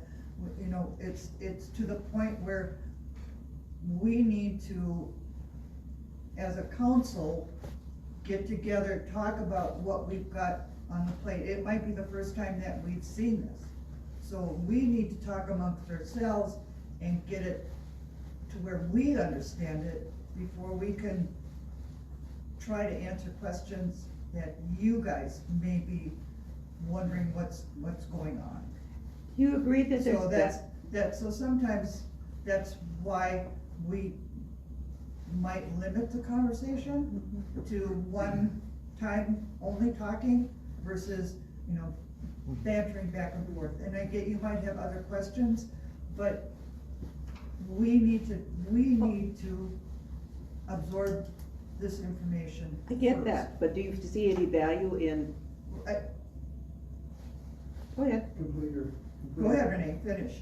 Do you see value though in getting ideas from the audience? I do. Okay. But like I said, we need to figure out what we've got here first, and then we can take ideas from you and try to fit that into what we're trying to figure out on here. So we need to work on it first. That's the work session or a workshop. I agree. Okay. Yeah, and But that's the oftentimes- value in having the comments. But And oftentimes, to go further on Sherry's point, I mean, it's the starting place for a thought. It's what gets brought back to staff that brings back to you, and then there may be a formal process you have to follow that goes on to the agenda.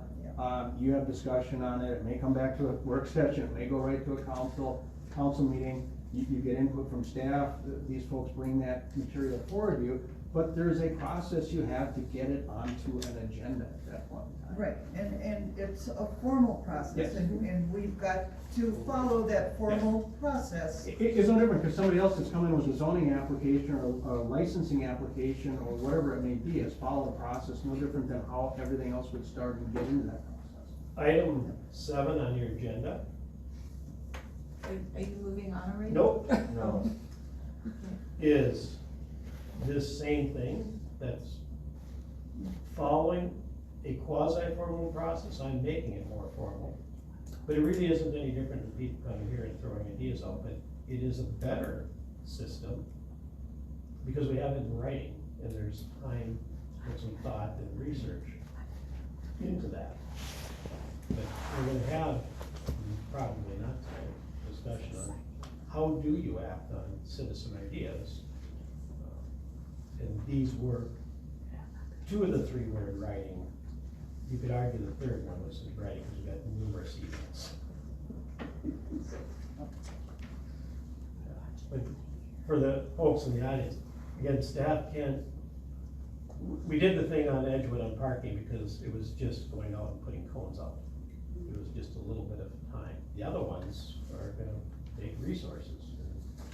Some of the other things that will take resources, so. Better to come via email, in writing. Teresa, any comments?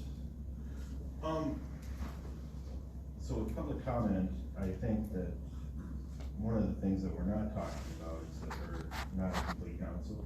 And, we're probably gonna have in the air in November that may have an opinion about what that should look like.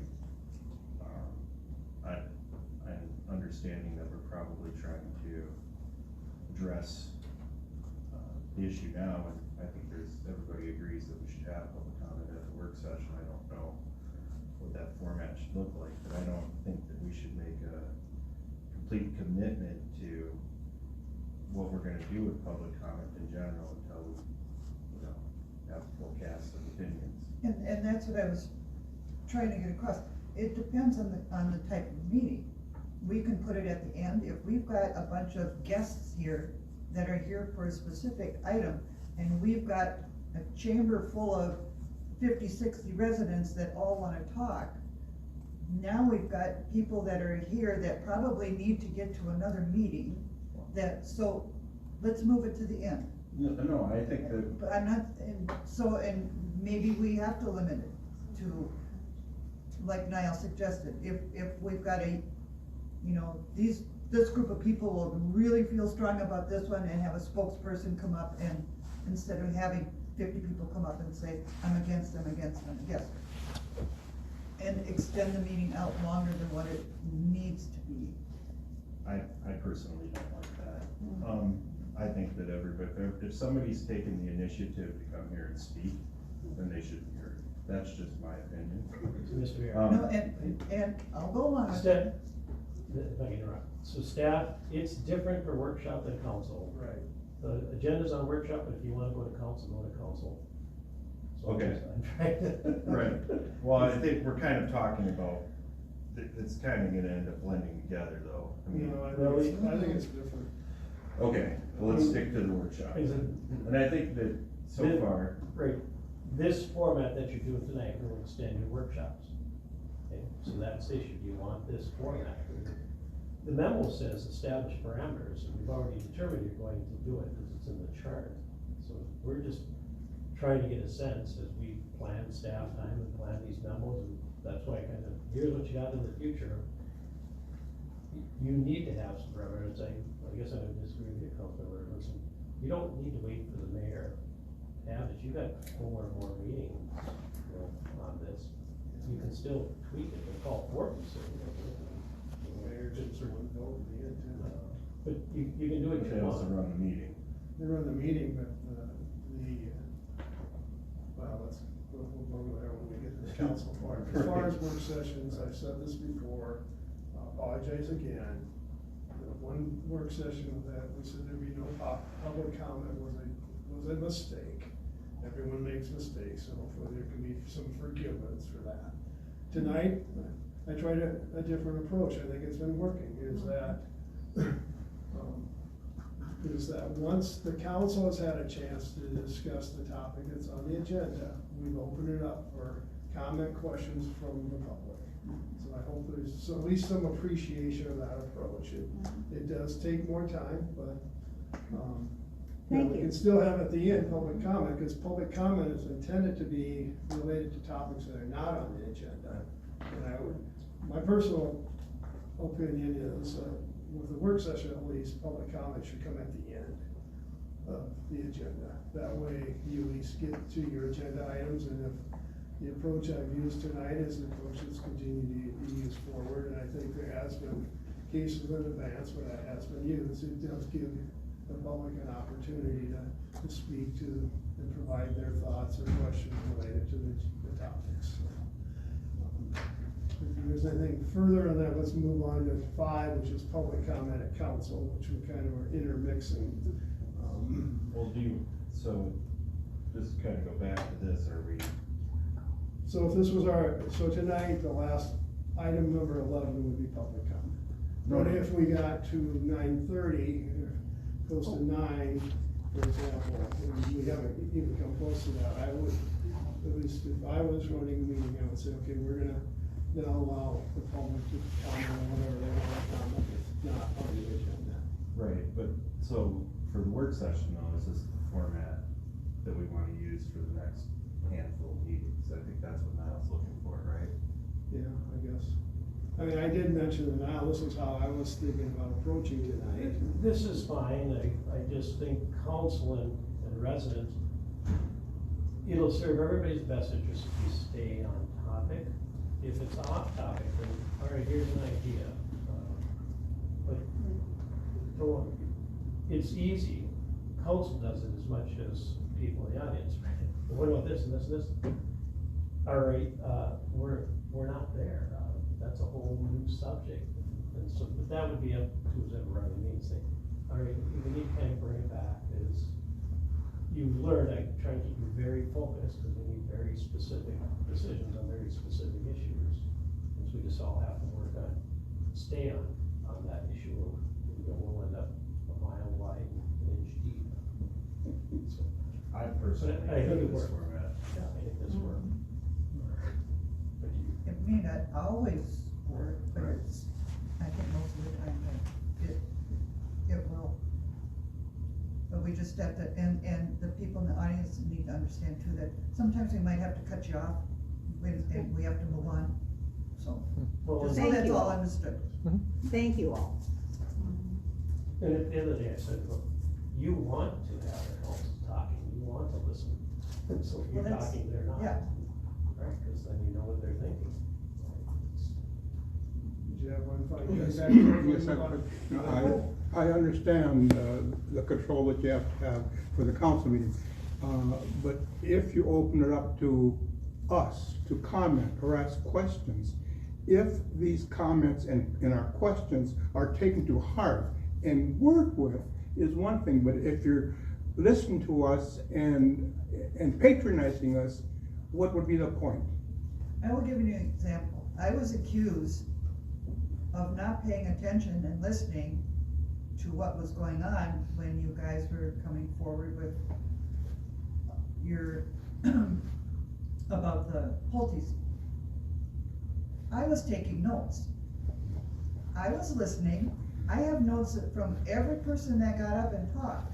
Just because I wasn't looking at who was talking and what was being said, I heard you all.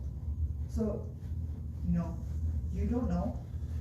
Well, there's an actual example tonight where we had decided on, or we had consensus on the first one on a tagline, and because of interaction with people in the crowd, we changed our mind. Right. Which is where I was at originally, but it was consensus. I didn't feel any need. It all reinforced, but it was on subject. Yes. But Gary, that's a good reason why not to wait and have all the comments at the very end of the work session. Well, when I was saying comments, I was talking about. They would be off topic? Yeah, something okay. that someone wanted to talk about that wasn't on this Something else. agenda. Okay. Yeah. Okay, got it. I apologize. No, that's okay. Okay.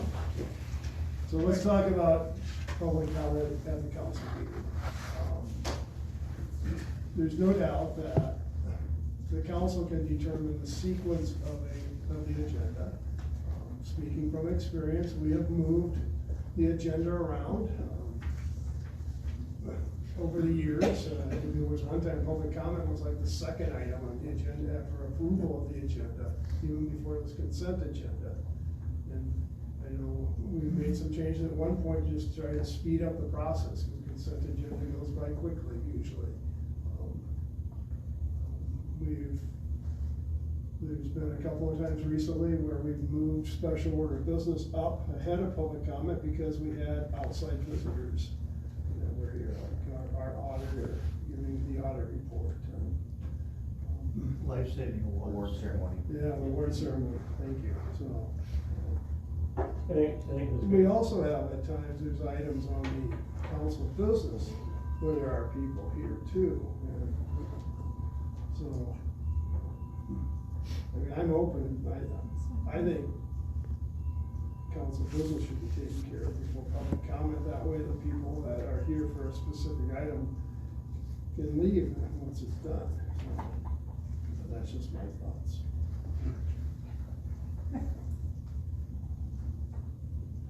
Well, we already allowed people to come up and talk. It's always been 3 minutes. And I don't see any of that changing. It used to be, you could only come up once and talk, especially if there's a big crowd. Trying to think of how else I it's know been. some cities actually require people to sign up in advance. Yes, yeah, some need to sign up, some even have you submit your question, if you have a question before, but, so. So now, what are you looking for, right, the public Yeah. comment, You know, city council? two things, affirmation that when I move special order of business, ahead of public comment, that's been the right thing to do, and I kind of Yes. see heads nodding. Absolutely. The other is, there is a good argument in getting the council business done too, and for people who've gone through the property, there's gonna be variances, right, they've gone through this process, and, so you have to wait an extra hour, and, why can't we get the business done? That's really the only other thing we would, have discussion about. I don't know that, other cities set time limits. Scott and I have talked about this a lot. If you wanna spend the time, staff will spend the time. If you wanna limit it to, hey, get somebody to represent, that's up to you. In my mind, it's more, making some of the other folks wait. Does that make sense to you? If it does, it does. If you wanna, I would like it to be, and we kind of already do this, is most of the time, our council meetings are pretty much the same. Okay.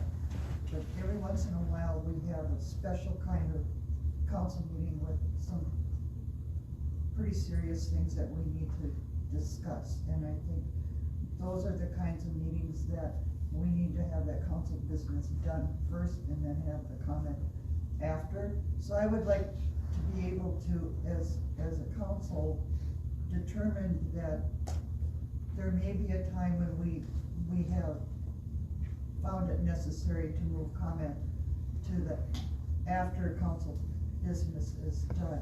But at the beginning of the agenda, after we approve the agenda, that we make that announcement so that we let the residents know ahead of time that council, comment time might have to be moved to the, after the council business is done. And it doesn't happen that often, but it has happened, that we have had to move it. So right now, the way it stands, but I would like the council to have that option to move the comment time. I was gonna ask Scott to weigh in as far as what kind of flexibility is there for a council as far as making changes to the agenda? Absolute flexibility. You as a group control your agenda. So, I mean, if the need be, up until the point of recessing the meeting because you gotta deal with something else. But the reality is you have control to do that, yes. I think I'm not beholden to where public comment falls on the agenda. I just want it to be open and be available for everybody. Yeah, I don't, we're not saying anything there. No, I know that, but I don't want people to have to sign up. I don't want submitting questions. I don't want a representative. If they wanna talk, let them talk, right? I think that we need to do that, but I think there is value, potentially, in having it be at the end, because I think that there's a lot of things that people miss when they make their comment and then they leave, because there's a lot of things that happen at the council meeting. Or they may come, oh, well, they answered my question. Right, so I could go either way with where it's positioned. My main concern is just preserving the integrity of what it's been moving forward.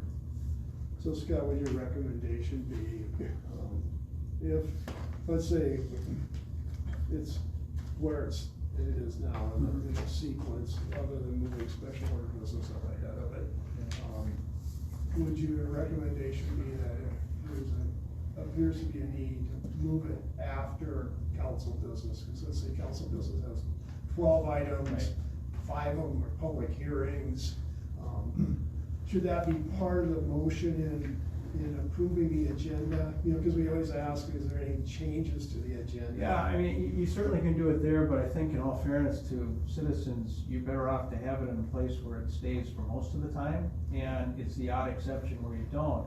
But then you have staff and you rely on them to say, the recommendation council is going to be, it's at the end because you have 15 items on which you have had on occasion, that it's going to take you a long time to get through, particularly the public hearings if you schedule at 7, and it's not really fair to those applicants to wait till 9 o'clock who have gone through a process. So, yeah, either it stays where it is, you move it to the end, that's up to you folks, but I think you have to have your staff give you direction to say, It doesn't work as well to do it at the meeting, but you certainly can do that. If it comes up, all of a sudden you have a situation like you've had recently, and you know you're gonna have an extensive public comment on one particular item, maybe you wanna move it that ahead to the beginning, that's what everybody's there for. So yes, you still have that latitude, but the more times you can give everybody notice of when it's going to be on the agenda, the better. And that's what I would leave it where it's at the beginning. And like I said, there's that rare time when we've had to move it to the end because there was some very serious stuff that we needed to get through. I'm indifferent to where it is. And I think we should take each situation of moving it at the time, not move something there permanently. We just have to do it on a case-by-case basis, that's what I would like to see. Basically, Acting Mayor? Yes. Maybe a suggestion to flip-flop or special order of business and public comment, because we tend to, when we do have special order of business, those are the items that. yeah. Sure. Valerie, I was gonna ask you, you got any comments? Thank you, Acting Mayor. I just want to put in my 2 cents worth. I know at a recent meeting when there were lots and lots of people here, you asked about how many people planned to make comments, and based on that answer, decided to go ahead until you set a certain time. We will go to that time. As a member of the public, I like having it at the beginning of the meeting because you're not sure really at what time you would need to come back. If you would come later, you could miss it. The other thing I think about people that do go to bed early or have children that they need to put to bed early, at least starting at 6, you know that those people can be here and participating. So I would opt to keep it. We've been dealing with some unusual situations. It's not typical to have this many people at work sessions and meetings, which is great. And as far as having other people be pushed ahead of public comment, I think if you do put some kind of a limit on it, that would be good, because I think the message that you want to send to the people is you are important to us, and by putting you at the beginning and hearing from the people, you are saying you are important, but obviously we have to have some time constraints, and maybe we won't do it for longer than half an hour, 45 minutes or something, which typically would be enough time at a normal situation. So that would be my preference. Thank you. Anybody else want to comment before we move on to the next topic? Well, Noelle Berrigan, Spring Lake Road. I've been so excited since you were talking about, actually Renee brought it up. She mentioned a theater setting somewhere in the. Get a little off topic, I think. Well, oh, yeah, can I do that? How about at the end? Oh, okay, oh, isn't this the end? No. But I know this is the end. Oh, okay, you know what, I'll come back another day. You're gonna be sorry you didn't hear this. No, you are, you're gonna be sorry you don't hear this. This was actually a topic on the agenda. Okay. It's about halfway through right here. Oh, okay, okay, we'll see you next week. Tony, did you have something? Part of this is, it's kind of a question, and then of course my opinion, because I'm not really sure. But my understanding is council members work for us, meaning the voting residents of Mounds View. Is that a fair assumption? That's correct. It's not an assumption, it's a correct. Okay, so, public comment, and public comment means voting residents of Mounds View. It can mean other people too. There's no restriction as far as who comes to a city council meeting where you live. That I'm aware of, Scott. No, of course not. You've taken comment from non-resident. Yeah, Or we did last children. week from Arden Hills. Or children. No. Okay, well, in any event, I think public comment is, probably a good thing. That way, all of you that work for us, can understand where we're coming from. And if you try and group it, into one speaker, I think could be misleading. That was just an idea. That's just how. That was part of the Other discussion. communities have done That's that. how, that's how other communities handle it. There's no set guideline as far as, how public comment is handled by a community. Alright, that's all I I had. mean, I can tell you the city of St. Anthony requires that if you want to speak in public comment, you gotta sign up beforehand, and if you didn't sign up, you're not allowed to speak. Renee? First of all, thank you for listening to us during the work session. That was awesome that you created this atmosphere, okay? That you're listening to us here. What is kind of frustrating though, in a council meeting, when you go up and you ask a question, I never get a response. And I know you don't talk to us when we're at the podium, but I don't get an email, I don't get a phone call saying, the answer to your question is this, okay? I'm not up there to needle you guys. I really am asking questions that I would like answers to. I'm here at a work session to try to offer you support for other things that you may not have thought of, such as the CYP, the charity that you were. CPY charity and so forth. Charity is nonprofit. Well, a nonprofit, okay, where you were gonna donate gambling money to, okay? And I brought up a suggestion that, take it one step further. Let them have a fundraising event at the community center one night to see if that would help them with their goals, and so forth. Sometimes saying those things, I don't know if it's just falling on deaf ears or not. To your point, Sherry, is that you felt like nobody was reading you and so forth. That's the impression we get because we don't get a response. I am grateful that you are on the Mounds View residents page along with Zach, because I get a better sense of the community from what you're posting and what he posted and so forth.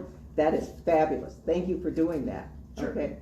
But what I'm saying is that it's sometimes frustrating to get up in public comment because not everybody comes to a work session. Right, and it's always been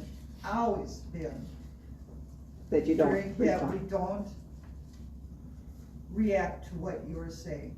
Now, if you supply us with your email, I'll email you back, but I don't Do have you your have my email. email? I don't have your email. Okay, I'll get it to you. So, and you know, my email's up and working now, my city one, so. But you get what I'm saying? Great. Yeah, so I hear what you were saying, that people don't understand what you're thinking about and so forth, but we can't sometimes because not everybody attends these. And this has been very helpful to be very informal and listening to the citizens one-on-one. It's fabulous. Thank you very much for doing that. Here's just the thing, if you guys are gonna email us individually. If you group email us, It doesn't work? they can't reply. we cannot reply. Open meeting law. Okay, I get it. Okay? Okay. So, Fair enough. what about questions that you guys probably have to come to like a unanimous answer? Because you're talking to 4 people and 4 people could have 4 different Well, answers. I can't, if you're asking me a question via email, I can't make a decision like that. I can, tell you that, I can't make that decision. That has to be done at the council level. So, yeah. What generally happens when we get an email on an individual basis of somebody asking for something is we'll reach out, we'll forward it to staff, Yep. right? And then we'll work with staff on it, and then if it, depending on where it goes, it either makes its way to the council or it doesn't. But we we can only talk to one other council member, so a lot of people think that we go out and we have all these conversations and we talk about city business. We don't. Like, you know, I'll occasionally call Gary once in a while about something I wanna talk about, and we have a conversation about that. But we don't have a lot of communication with each other, cause we can't. So most of what we do happens right here. That's why these are important.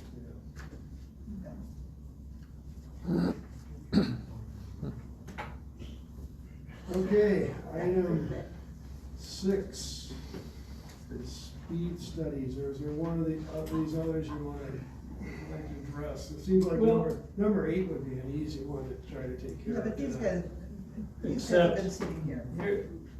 Mr. Mayor, let me suggest, there's some value in staff just going over the report. I don't know if Chief Zender has his data, and just like the garbage, you need some time to absorb, okay? And then we put this on the next agenda and you start discussing it in earnest, but just at least going through what was in the packet. Yeah. I'm suggesting that. Don, did you get data on costs, siding? Sure. Okay. So when I get to that, that'd be good. So, I've gone through my packet twice and it appears, I know it was on the file server, an Excel spreadsheet that showed the aggregate data that I talked about in here, that shows graphs on volume and speed. Is that in your packet? I cannot, you got it all the individual, I aggregated all that. I don't recall seeing an aggregate. Yeah, so I need to go print that out, but I'll let Ben, share some more detail, but I'm still going to go through some of the issues, you know, that you have to deal with. You know, I talk about the policy issues. PD staffing, we're currently down 4 officers. 3 right now. We have.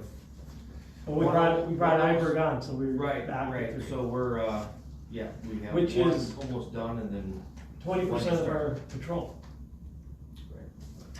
Okay, so that's an issue. And we received another email, I think Gary, you were copied by a resident on the southern part of the city. And he didn't want us to use PD staffing as an excuse. Well, it is a reality, it's more than an excuse, we're not unique. Calls for service continue to stay static, but I put in the memo, they appear to be going down, but that's a function of being down 20% officers, because when they do traffic stop, that generates a call. So when you're down officers, if you wanted to get rid of crime, get rid of your police department, no reports, no crime. Crime is a function of reports. No reports, no crime, okay? But the reality is there's obviously crime. Right. Yeah. So while it may appear that calls are down, they really aren't. You're just getting less enforcement because you have shortage of officers. You interviewed last week? Either of those moving forward? No. Yeah. So we keep getting applicants, but we simply don't believe it's good policy to lower our standards. No, I've made that clear to all. And it's kids, and I'm being kind, they're coming out of school, they're really green, or they're laterals, usually failures. For a reason. Yeah. Right. Yeah, and, we don't see the situation changing for maybe half a decade. You can monitor that by the number of applicants enrolling in the police officer program training, and it's 20% of the need. 400 or 500 statewide, and there's less than 100 seeking to become police officers. And so that begs the your question: what do you want them to go on? Actual 911 calls, or out there doing enforcement? Well, I think the answer is obvious. We're going to go for calls for service, but we're not even going on all calls for service. That was the email this weekend. Nobody came. Well, there was nobody available. The actual versus perceived threat, you're not alone. Every community deals with speeding, every community deals with somebody's gonna die someday. The reality is you still haven't had a death or a serious injury on a city road. Hasn't happened yet, that's the reality. Could it happen? Yes. there's no question. You got the violation of MSA standards, we put the signs up. We've shared, those don't meet Minnesota state aid roads, you risk losing your state aid, we take them down before we did that, but if somebody were to call and say, those don't meet standards, we'd be compelled to take them down or return the state aid. So you have that. And then the cost of signage, so you wanna lower the speed limit to 25, I don't know if you had any chance to talk to Tony. Tony didn't get back to me yet. Okay. Yep. New Brighton went to 25, I did talk to their manager and I said, are you changing anything? Like what? I said, are you doing more enforcement? He says, no, we made it clear we won't be doing any more enforcement, we're just going to it. That's another thing, Ben will have time to have a conversation with the Brighton to see if there's measurable impact or if you just criminalize more people on that. No. Cost of signage to switching the city over to 25? Oh, I don't have a cost for signing for 25. Oh, okay. I have a cost for your stop signs. Wait. I have how many, you have 5 speed zones, school speed zones, you have 30 mile an hour, 26 of the 30 mile an hour, those are all on the state aid roads. Okay. There is no other signs on any of the residential streets that we know of. And then, 35 mile an hour on County Road H2. The stop signs with the flashing were 1,000 each? No, stop signs, if we did a pre-warning and a warning, or if you just wanna do one, but a pre-warning and a warning, the total cost, not including the installation, well, with the installation would be $3,845.93. Per For 2 signs, so two the signs. pre-warning and the stop sign. If you just did one, you're looking at, $1,877 plus the installation, a little bit more. And so we do have requests on Spring Lake Road for one. We do have a request on Groveland south of the boulevard for one. But We with got- it, also, you have this goes back to, we already have a policy program, an ordinance, or a resolution that you pass, that they have to go through the traffic study first, so it has to come to staff. Right. We have to deny it, then they can come to the council to request that. Which the ones we put on Groveland did meet, we put them up, and which we would trigger requests from others. So you have that thought. So you've got a morass of issues going on, is what I'm trying to point out. And so then you get to the data, which because of the delay in construction on Spring Lake Road, we didn't get the data we want. It's up, or will be up. I talked to Don today. We gotta get a post. We gotta get a post. Yep. I didn't know the post came down, and we're looking for the post and the bracket. Yeah. So, because we have nowhere to hang the sign on Spring Lake Road. The one data point we do have shows that's the highest speed road. And then Roanoke being the highest volume. The data you have there shows the signs on Groveland clearly appear to have slowed traffic down 3 or 4 miles an hour. Okay, but has it pushed traffic? Well, there's too many variables, because Spring Lake Road was being avoided. That, again, if you want to slow speed, just don't repair your roads at all. Maybe that worked. Okay, have them not done, or Minneapolis has a problem whether that works too. So we've got requests on H2, we had another request for Wooddale. You can't look at this as just one road. If you wanna do the stop signs, I think an argument made that they do work, but unless you do them on all roads, I think you are going to push some traffic. They were installed in kind of. Yeah, the double one. Spring Lake Road. Right. West, yep. And you've got the rest of the city, but as we talked before, the north, and especially the northwest quadrant, where you have these 5 straight roads connecting 2 county roads, will curse you forever. Okay, there's just no good solution because they're freeways, basically. And so, how much more data should we keep collecting? In our mind, it makes sense to get the data on Spring Lake Road and get a little more on Red Oak. To see, I don't think you're gonna see spillover to Pleasant View. No. And they're not gonna go over to East View. Pleasant View doesn't go up to J, so. you know. Yeah, and so it's not a through street, you know, again, if it shows that we're pushing traffic, you know, then you gotta wrestle with that in residents on those streets, so it's what we call a wicked problem. It's not quite the same as world peace and world hunger, but we don't have any recommendations. Yeah, and I'll throw this out there too, just so the council knows, Ramsey County is moving forward. I don't know when, but they will be coming to a council to formally, present this, but they will be lowering the speed limit on Mountain Road. It's just a one, right, because of the. Because of the bike lane, and they're doing that countywide on any road that they have bike lanes. And that was their, I talked to the traffic engineer, had a meeting with them actually about Mounds View Boulevard, and he said the direction that he has is they are moving forward with this. So like I and H aren't affected because they don't have the bike lanes. Correct. Right. So really, correct.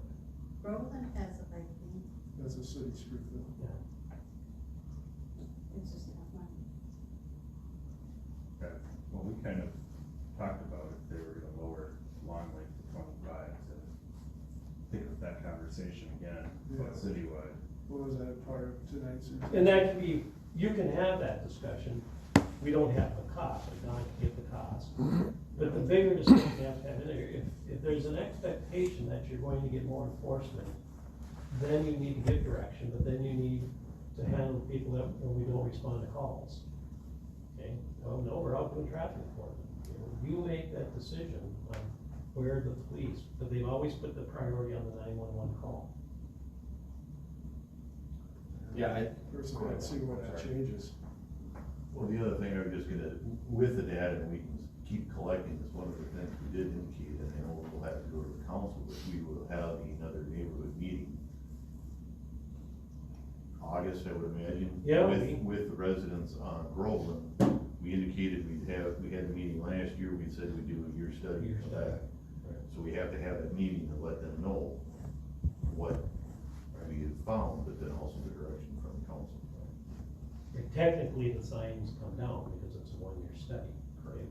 We're not taking them down until you give us clear direction. So, we're clear on that, unless, we misinterpreted that, we thought we did the study to have it, and then we come back to you to say, here's what you do.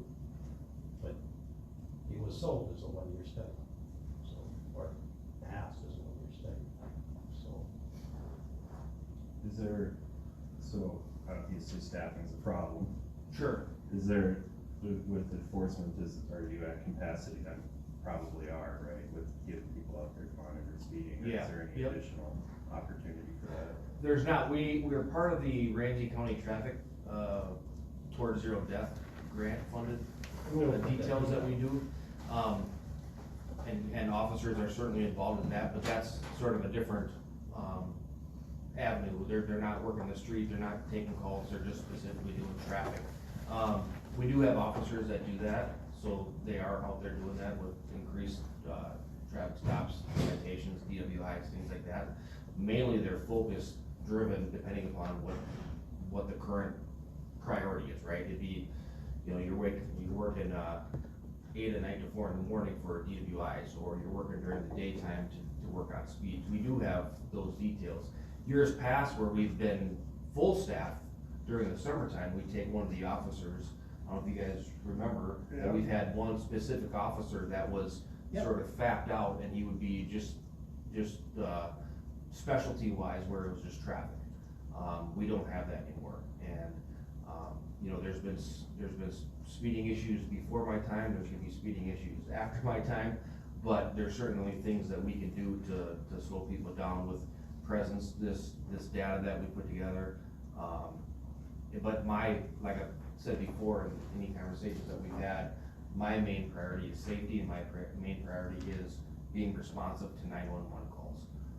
And if we're at a bare bones crew where our investigators and even myself go out on calls to help out, speeding and sitting on whatever road is gonna have to take a back seat to those 911 calls.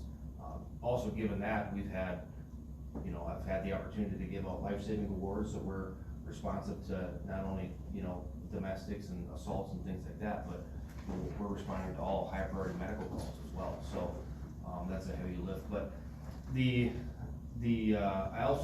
I had my staff put together, I can't take credit, I didn't do the PowerPoint, but essentially, since we've gotten these speed signs, so we got 2 speed signs, and I've been doing comparables for, talking to Don, where before we had these, before we put up some signs and, basically the construction roughly, and then this, so it's essentially be 2022 summertime and then 2023 summertime, and sort of give some comparables of where the volume is, where it has a speeding increase, decrease, depending upon, the different variables being, like I said, construction and various stop signs that grow them. So I emailed that to Niall, he can certainly forward that to you guys if you feel that appropriate. It does have really good comparables. In addition to that, I threw on the end of, just to give you a perspective of what we're dealing with, you're looking at, 2,500 cars going through Conroe Eye on any given day. And the speed is still under 35, but it's a heavy volume of cars. The 85th percentile was 40, so now you're looking at the 85th percentile is already 5 over. So, those are just things that to think about too, is not only the speed, but the volume of where the traffic is coming from in the first place. And County Road H2 with Cummings and different cars coming from Fridley, that's a very heavy trailer road as well, and we've been getting complaints on County Road H2 as well. So there's a lot of, like I said, no matter what's going on, we've had critical incidents with officer-involved shootings, we've had different incidents in town. The main concern that people call me about is speeding. So, with that, we're doing the best that we can. We're getting you the data that you can look at. And then, just get the direction of what the priority is. And like I've told you, and I'm not gonna waver on that, is I wanna be responsive to 911 calls. The citizens expect that. They expect a fast response. And yes, we do have TZD shifts available that people do on occasion. But I also don't wanna solely rely on, that sporadic 4-hour, 5-hour overtime shift to handle the speed problem, or complaints, so to speak.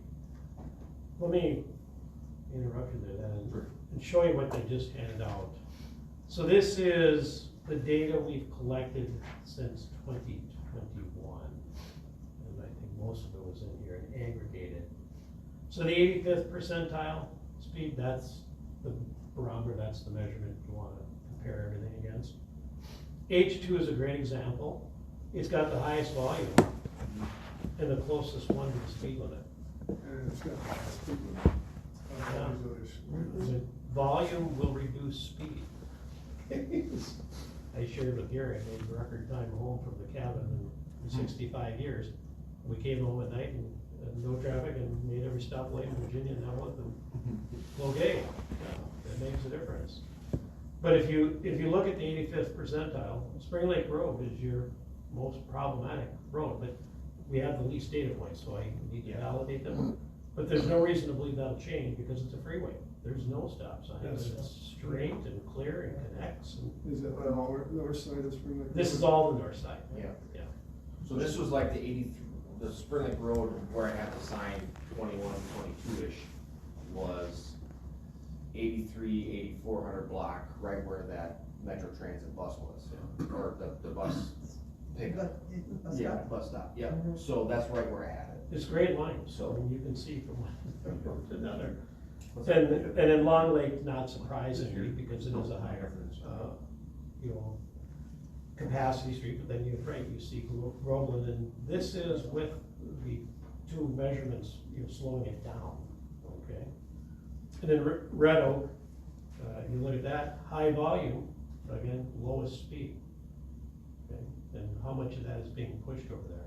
So there's a relationship between these two, but this, I think, helps you at least see where your traffic is, where your speeding problem is, and, you know, then theoretically where you, but it doesn't take into account Wooddale and some of these other complaints. You know, we've not put the signs up there either, so it's back to. What I just to add to your point, Niles, I've put other speeds, or I've put these speed signs up in various other places in town, and when the average speed, let's say it's 30 miles an hour and the average speed is 24, I don't leave it there. I gotta move it to another high volume area where I can actually get some data and say, and I send them out, just like I've sent it to Don and now to all the officers saying, okay, here's a problem area, let's spend some time here. And it does fluctuate, but, for the most part, it's pretty consistent. You know, obviously wintertime, I take them down and that drives speed down anyways, but. Minneapolis had a pilot bill in to do photo enforcement, and I don't think it passed. I didn't hear anything reported, and they were changing the approach from Lawson. It's the car that, if you own the car, or if you let somebody else drive it, then, okay, if it speeds, it's yours.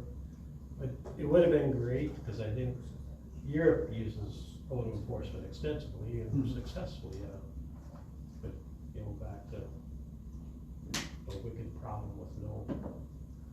Chief, I got a question for you. So knowing that staffing is an issue and that we obviously want to respond to the highest priority calls as fast as we can, what is it that we can do to, right, what is it that we can do to try to fix some of this? I think we're doing a lot of the stuff that the retention, the initiation. But I mean, with where we're at right I think now. he's talking about speeding. Yeah, do we need more Not stop signs? Oh, I'm gonna jump in there, because I'm gonna tell you, any engineer is gonna tell you that stop signs are not the answer to your speeding. I would agree. Enforcement's gonna be your biggest, but from there's other things that we can do, and I think the word is all, or we don't have a data yet for Spring Lake Road. That road actually, before it was constructed, didn't have curb. We put the curb in, we've actually narrowed that road down a little bit, and the narrower you get with the road, and the data's out there, you narrow the road down, and the speed's going to drop. We've dropped the driving lanes on that road, so they're not as wide as they were before. Well, that's why we Other like this cities stuff. have put delineators, where they put the bump outs like they have on Red Oak. Red Oak. They've done things to Slow the speeds down to accommodate some of that issues with whether it's the officers or other things than the stop signs. I talked to Tyler about this, our engineer, he said, we can do other things on some of the roads. We can put those, delineators or markers in there on the corners where people have to slow down. They can't just go flying through here. Other than that, it would be taking some of your, and you don't have room, your intersections and doing roundabouts, because that shows that reducing speed with a roundabout, people have to slow down. There's other things I think we can also explore and not just stop signs on all the intersections. I was just posing a question. Yep. Yeah. I'm just saying. That's why we're here, that's why we're here. Yeah, that's why we're Don, here. you hit on something I was gonna Yeah. ask, with these 5 that are on this chart, one of the variables was the fact that H2, we're talking on the south side of town, right? Right. And Red Oak are definitely narrower streets than Long Lake and Grove one, and I can't speak so much to Spring Lake Park on the north, because it's one I've never driven much. It's pretty wide open.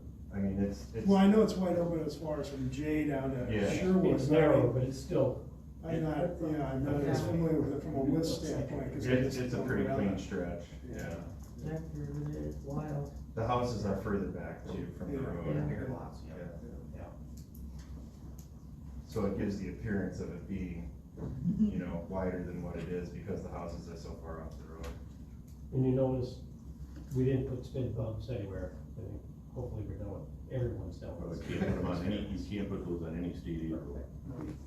That's the first thing. Well, they just, for the newer towns, those cause more problems than they solve. You look You at don't any of want them in the this winter speeding- time, because your snowplow will Yeah. tear the hell out of it. You look at any of the speeding in the, and I know this is freeway, but the first thing they noticed in Brooklyn Center when they redid 694, because they widened that up, is how the speeds increased from there to 94.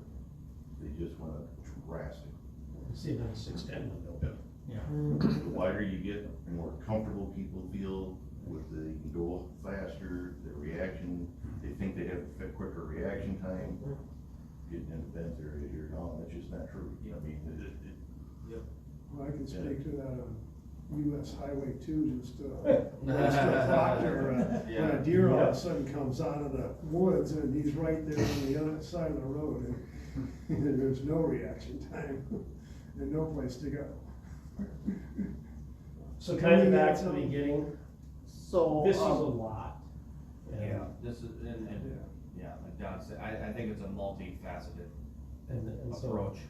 thinking on this data, we'll get the stop sign, or I'm sorry, we'll get the speed limit cost, you're doing that. You know, that seems like a reasonable thing to do, but you know, the expectation that you're gonna get more enforcement is unreasonable, because you just don't have the staff. But will it help?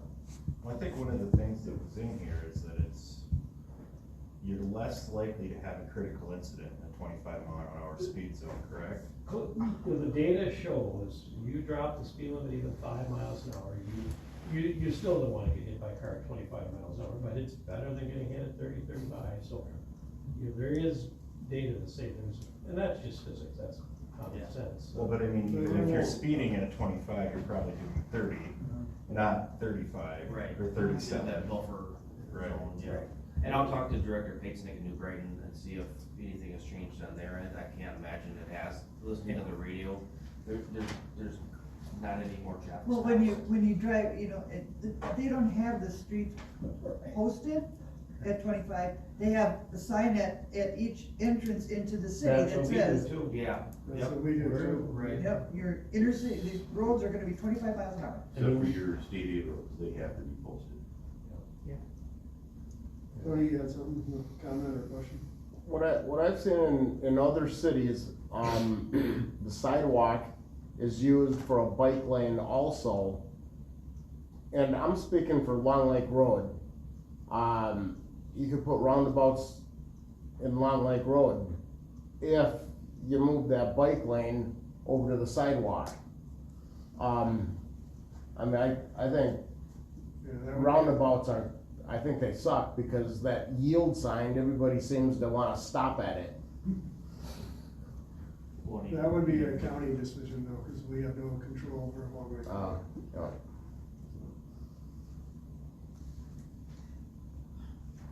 Carol? Thank you, I'm Gary. sorry, I didn't see you. Thanks. I, first of all, would like to start by thanking the Mounds View Police Department, especially Chief Sender. We've seen increased patrolling on the street, and we've seen increased patrolling during park activities such as softball games and stuff. Dan just about had a stroke one day when the squad went by 3 cars that were parked in front of the fire hydrant, but I reassured him that Niall told me if the fire department comes and they need to get a hose to that hydrant, they'll go through windows or whatever they need to go through to get there.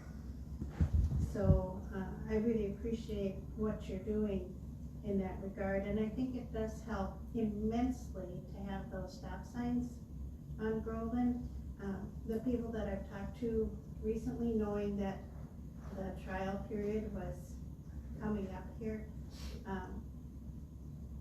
a lot of those people that signed that initial petition are still enjoying having those stop signs there. And a lot of people that were against them in the beginning are now greatly in favor of them. And I can tell you, on busy traffic mornings when I'm trying to leave for work, I don't have to sit in the driveway for 5 or 6 minutes before I can back out now.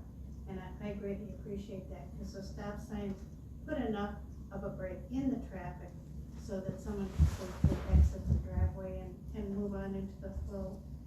The other thing I was going to say was, as near as we can figure, it looks like the Groveland Court development at Groveland Village in the city of Blaine, which is just north of Groveland Road, is probably somewhere between 25 and 35% occupied at this point. They're still working on 2 of those apartment buildings, and we've seen increased traffic coming from those housing units coming south on Groveland. I don't know if it's reflected in the numbers, but, it's hard to tell because with Spring Lake Road under construction, we've also had, the bus traffic, which I actually love because the buses drive the speed limit and they slow down the car. So, that's not a problem for this girl. Anyway, I would just hope that, you would consider, even if we can't keep the flashy signs, which I think are great, and you just substitute that for just a regular stop sign where you've got them on Groveland North. If we can keep those stop signs, I think that would be a huge win for the neighborhood and the community. And I think it would, help educate new residents to Blaine that decide to cut through, Mounds View, utilizing Groveland Road, as their shortcut to wherever it is that they're jetting off to. So, appreciate everything you're doing in that regard, and thank you for this. Anything else on this one? Just consensus that we'll put it on for next month, and we'll have data on stop sign costs, and then we'll start deciding. Again, we've got requests for stop signs on other Hang on roads. to this so they don't have to print it out again. Yeah, I don't wanna do that again. How much did you say them stop signs are? Some $3 grand here. for the flashing ones with the warning sign, otherwise it's like $2.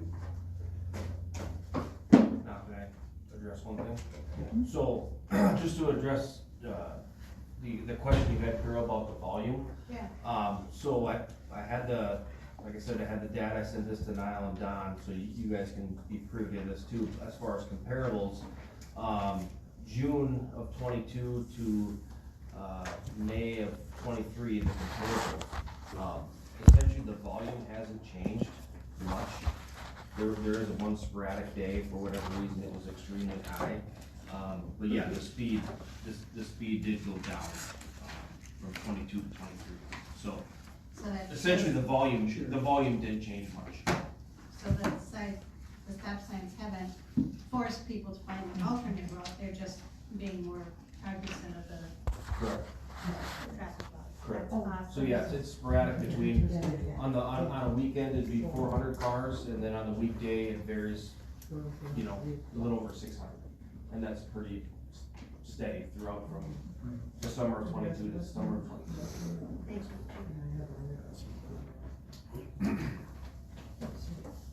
you. I'll add one other thing for you too, then I've told this to other individuals when we talk about lowering the speed limit.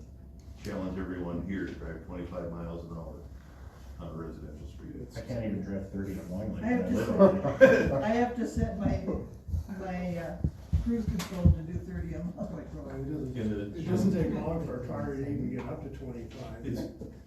It's not correct, but more of the fact is, when you look at the engineering, Minnesota is kind of an anomaly. The states around us are all at 25 in the residential streets, but their roads were built at 25. Minnesota, the engineers, for whatever reason, built our roads for 30. And in the seminars I've been at, it's always been the same thing. I challenge you to drive 25. We are so conditioned and programmed for 30 that we have a hard time doing 25. Yes. Hey, why can't you hire Ramsey County, the people in jail, to install these stop signs? I mean. Because they're in jail. What's that? I mean, I've been there. I've been let out to do work for cities. Oh, really? Talking about community service, yeah. The major cost is in the purchase. Is the purchase. Installation's not that much. Our cost is not, it's the actual cost of the sign that is expensive. For the LED flashing lights, solar power. Chief Bagerson used to have a great saying, unless it costs a fortune, weighs a ton, it can't be for the public. Of course, he was buying fire trucks. The sheriff's department is down on their numbers as well. Yeah, it's everywhere. So it's 9:15. Is there anyone that wanted to speak from a public comment standpoint on something that has not been on tonight's agenda?